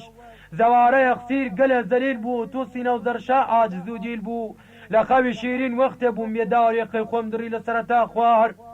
بەخشین بەیاڵی وڵاتی بولغار لە جیاتی خوێن بووم بە حەکەمدار ئەمجا فڵامەرز لەگەڵ گیانگیر هاتن بۆ خزمەت ڕۆستەمی دلێر تەعزیمیان کرد بۆ گیان پاڵەوان ڕۆستەم لەبەریان هەڵستا لە خۆشیان دەستی کرد لە مل کوڕانی نازدار لە غەم و ئازاد بوون دلێران یەکجار ڕۆستەم ماچی کرد کوڕانی چەند جار زۆر شکرانەی کرد بۆ خوای جەبار ئەمریا کرد مەجلیس گێڕا بە خۆشی بە سەدای سەمتور بە بادەنۆشی شا ئەفراسیاب گەلێ پەشێو بوو لە ترسی ڕۆستەم مەربار بەلێو بوو لسپای توران بێدینی غەدار ئەو شەوە گەیشتی ساندون و سەدەزارێ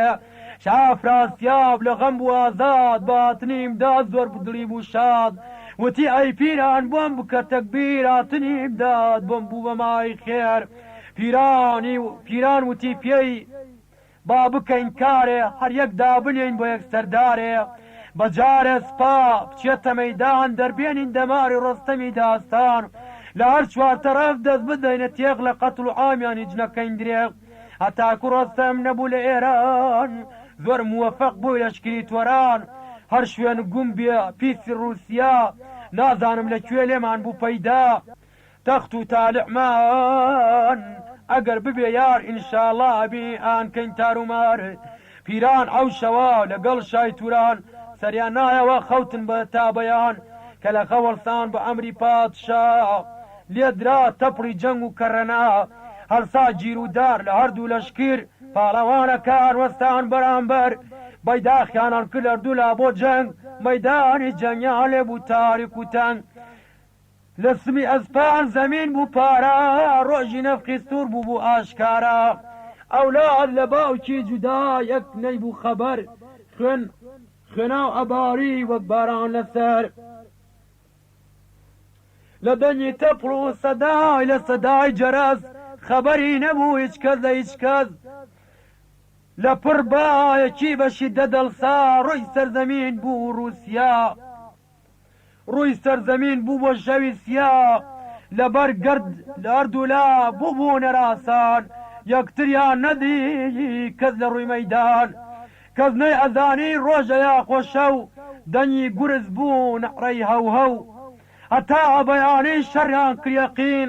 لە یەکیانەدا بە زەبری گورزی چین ئەمجا هاتە جواب بە فراسیابشا وتی ئازانە تورانی سپا بایانی یەکجار زوو بچین بۆ جەنگ یاخۆ فیرار بکەین هەموو بێدرەنگ هەڵمەتێ ببین بۆ سپای ئێران یەخسیر بکەین بکوژین پاڵەوانەکان شاخۆی دا لە تیب لەشکری ئێران چوو بەرەوڕەی تووس وەک شێری ژیان چەند پاڵەوانی ئێرانی سپا کوژران بەدەستی ئەفراسیابشا تووس لە ترسانە زوو پشتی هەڵکرد ڕایکرد لە مەیدان خێرا دەسوو برد ڕایکرد لە ترسی شا ئەفراسیاب بەیداغ سەرنگون سپا بوو خراپ جا خەبەریان بر بۆ ڕۆستەمی زاڵ وتیان بە قوربان بزانە ئەحواڵ تووسی نەوزەرشا کردوویە فیرار ئێران خاپوور بوو وریا بە سەردار تیپی دەستی ڕاست وا غەرقی خوێنە بەیداخی ئێران هەر سەرنگونە کاتی ئەمەی بیت شێری تاج بەخش دڵی گەرم بوونەوەی زوو تاوی داڕەخش دیکە فڵامەرز ئەوە بە تەنها لەگەڵ چەند هەزار نەفەر شەڕەکە وتی ڕۆڵە گیان دەخیل و ئامان بڕۆ بە هاوار تووس بگە ئەلعان بیستمە تووسی نەوزەر فیرارە تیپی سوورکانیش دەیان دیسان بوون ئاوارە ئازانە گیانە بچۆ هەرێستا تووسی نەوزەرشا بهێنەوە دووە فڵامەرز دەرحاڵ بە ئەمری ڕۆستەم غاری کرد ڕۆیشت چوو بۆ لای تووس دەردەم بانگی کردوتی ئەی تووسی سەروەر وەرەوە بۆ دوا بۆ مەیدانی شەڕ تووس جا بە قسەی فڵامەرزی شێر گەڕایەوە دووە ئازانە و دلێر چون بۆ بەرامبەر لەشکری توران بەیداخان هەڵگران سەر لە نوێ دیسان لەولا بە ڕۆستەم خۆی چوو بۆ مەیدان لە ناوەڕاستی سپای توران سپای گۆدەرز و گورجینی شێر لە لای چەپیەوە خەریک بوون دلێر شا ئەفراسیاب ئەمری کردیسان وشتی کوشتار بکەن لە سپای ئێران گورجین زوو هەڵات لە مەیدانی کار سپای گۆدەرزی جا کردیان فیرار هیچ کەس نەمابوو لە سپای ئێران هەرگیز بوو مەشغۆڵ بوو بە شەڕە مەیدان زۆر پاڵەوانان چوون بۆ لای ڕۆستەم بە شین و هاوار بە دڵی پڕخەم وتیان گۆدەرزی وا کردیان فیرار گورجینی ژوا لە مەیدانی کار بە تەنها هەرگیو لە مەیدان ماوە بە چەند هەزار سوار دەوری گیراوە جەنگەکە لەگەڵ تورانی وەک شێر نەگەیتە فەریای ئەبێ سەرە و ژێر ڕۆستەم بە تەنها لە مەیدانی کار خەریکی شەڕ بوو لەگەڵ 100,000 ئاوزەنگی لێدا بە تالوکە و تاو کە جیهانگیر وەختی ئەمەی دی بە چاو کەوا بەرامبەر 100,000 نەفەر خەریکی شەڕە وەکو شێری نەڕ وتی ڕۆڵە گیان ئەی شێری زۆردار دوو بگە بە فەریای جیو لە مەیدانی کار ئەڵێن لە جەنگا ئێستا شکاوە لەشکری هەموو پەرش و بڵاوە ئازانە بچۆ دەخیل و ئامان بیان جێڕەوە خێرا بۆ مەیدان جیوی دلاوەر لە مەیدانی کار دەوریان لێ داوە چەند هەزار سوار جیهانگیر ئەمەی کە بیست ئازانە ئاوزەنی لێدا شێری زەمانە زۆر بە قین و قار نەعرەتەی لێدا سپای گۆدەرزی گێڕایەوە دووە فیلەتەن لەگەڵ سپای کابلی پاڵەوانانی ملکی زابلی هەڵیان گر بەیداغ وەنەوشە دەستور ڕویان کردە جەنگ بۆ لای شاهی تور کە ئەفراسیاب ئەو بەیداخەیدی زانی ڕۆستەم هات سەر تا پای لەرزی زۆر بە تالوکە ڕووی کردە مەیدان وەستا بەرامبەر لەشکری ئێران وتی بە ڕۆستەم ئەحمەقی نەزان بۆچی شەڕ ناکەی تۆ لەگەڵ شاهان جوابی دایەوە جا ڕۆستەمی زار وتی شای توران شێتی بەدفەساڵ زاڵ و کاوست بەبێ کەس زانی بۆیەوە بۆ جەنگ لەشکردانی ئەی نەزانی یەزدان خالقی ئەعزەم ئەنێرێتەوە بۆ لایەن ڕۆستەم ئەمەی ود بە قین و بەقار ڕەخشی تون کرد و ڕۆیش بە یەلغار ڕووی کردە سپای ئەفراسیاب شاز زۆ فیراری کرد خێرا لە ترسا کە فیراری کرد شا ئەفراسیاب پەنهان بوو لە ناو سپای بێ حیساب لەشکری توران خەبەریان بردەست و بر چوار ئەترافی ڕۆستەمیان زوو گرت ڕۆستەم وەکو شێر لە ناوی لەشکر تیغی هەڵکێشا چوە ژێر سپەر فەڵامەرز لەگەڵ زەوارەی ناودار چوون بۆ ئیمدادی ڕۆستەمی سالار فەڵامەرز خێرا کەمەندی هەڵدا گیر بوو لە تاجی ئەفراسیاب شا هەڵمەتی بۆ برد زەوارە خێرا شا ئەفراسیاب گەلێری ترسا هیچ چارەی نەما زوو کردی فیرار بە دوایە ڕۆی زەوارەی ناودار ڕمێکی بەقیندا لە کەممەری کەوت لە ئاوزەنی لە پێتیە پەڕی هومان ئەمەی دی لەگەڵ بارەمان ڕۆین خەبەریان زوودا بە پیران چون بۆ شەڕ لەگەڵ زەوارەی ناودا لەگەڵ چەند هەزار سوارە بە قار بۆ ئەو ڕۆژەی بووە بوو ڕۆژی حەشر ڕووی مەیدانی کار تێکڕژان هەموو مەیدانی ناودار لە عەرسەی مەیدان جیهانگیری شێر 5 تیب لەشکری کردن سەرەو ژێر فەڵامەرز دیسان وەک شێری نەژەند لە سپای توران 30 تیپ پێڵکەن بەیداخ و عەلەم شای توران دەیار گرتی بە یەخسیر زەوارەی ناودار جیو هەم لەولاوە تیپێکی شکان تووسی نەوزەریش تیپێکی ڕفان گورجین هەمیسان کەوتە ناو سپا پاڵەوانەکان ئەریان کرد گورجین هەمیسان کەوتە ناو سپا پاڵەوانەکان لە هەر یەکلا دیسان کەوتە ناو جەنگ لەگەڵ تورانی پاڵەوانانی گەورەی ئێرانی زاڵی ئیختیار ماوەی زەمانە لە خۆشی ڕۆستەم بوو بۆ دێوانە زاڵ بۆ هەر لایەک هەڵمەتی ئەبرد چەند پاڵەوانی لە توپە دەکرد زاڵ بە شمشێر و گورد و ڕم و تیغ سپای گرشێوزی دەرێنا لە بێغ ژیانگیر وەک شێر لە سپای توران چەند هەزار کەسی کوشت کردنی بێ گیان ئێران کارێکی وای کرد بە توران بوو بە حکایەت تا آخر زەمان 5 ساڵ و 3 مانگ هەر شەڕ و دەعوا هەتا تورانی لەبێ خەڵکەندرا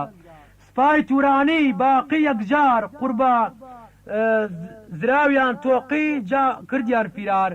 گشت پشتیان هەڵ کرد و کردیان فیرار خەیمە و ئەسپابیان بەجێما یەکجار ڕۆستەم لەگەڵ شێرانی ئێران کەوتنە ناو کەوتنە شوێنیان بۆ قەتل و تاڵان 200,000 سپای توران بوو 200 کەسیان بە ساخی دەرچوو تاڵان زۆر کران لە ماڵ و لە زەر لە خەزیەنە لە جەواهێر تەختی تورانی درا بە خارەت ئێرانی لێیاندا تەپڕی بە شارەت ناسک نازداران پەریزادەی چین مەحبوبانی خاص شازای توران زەمین هەمووی لەلایەن دلێرانی شێر گیریاندان بە دیل کران یەخسیر قاقای سەرداران نەعرەتەی سپا ئەگەیشتە سەر ئەفلاکی سەما شەو بەسەر داهات خۆر بوو پەنان مەجلیس ڕازداوە گوژێرانیەکان سازیان کرد بەزم ڕەزم بە شادی بە سەدای سەمدور مبارەکبادی هەتا هاتنەوە پایتەختی ئێران بە کەیف و خۆشی بە بەزمیان ئەجێڕان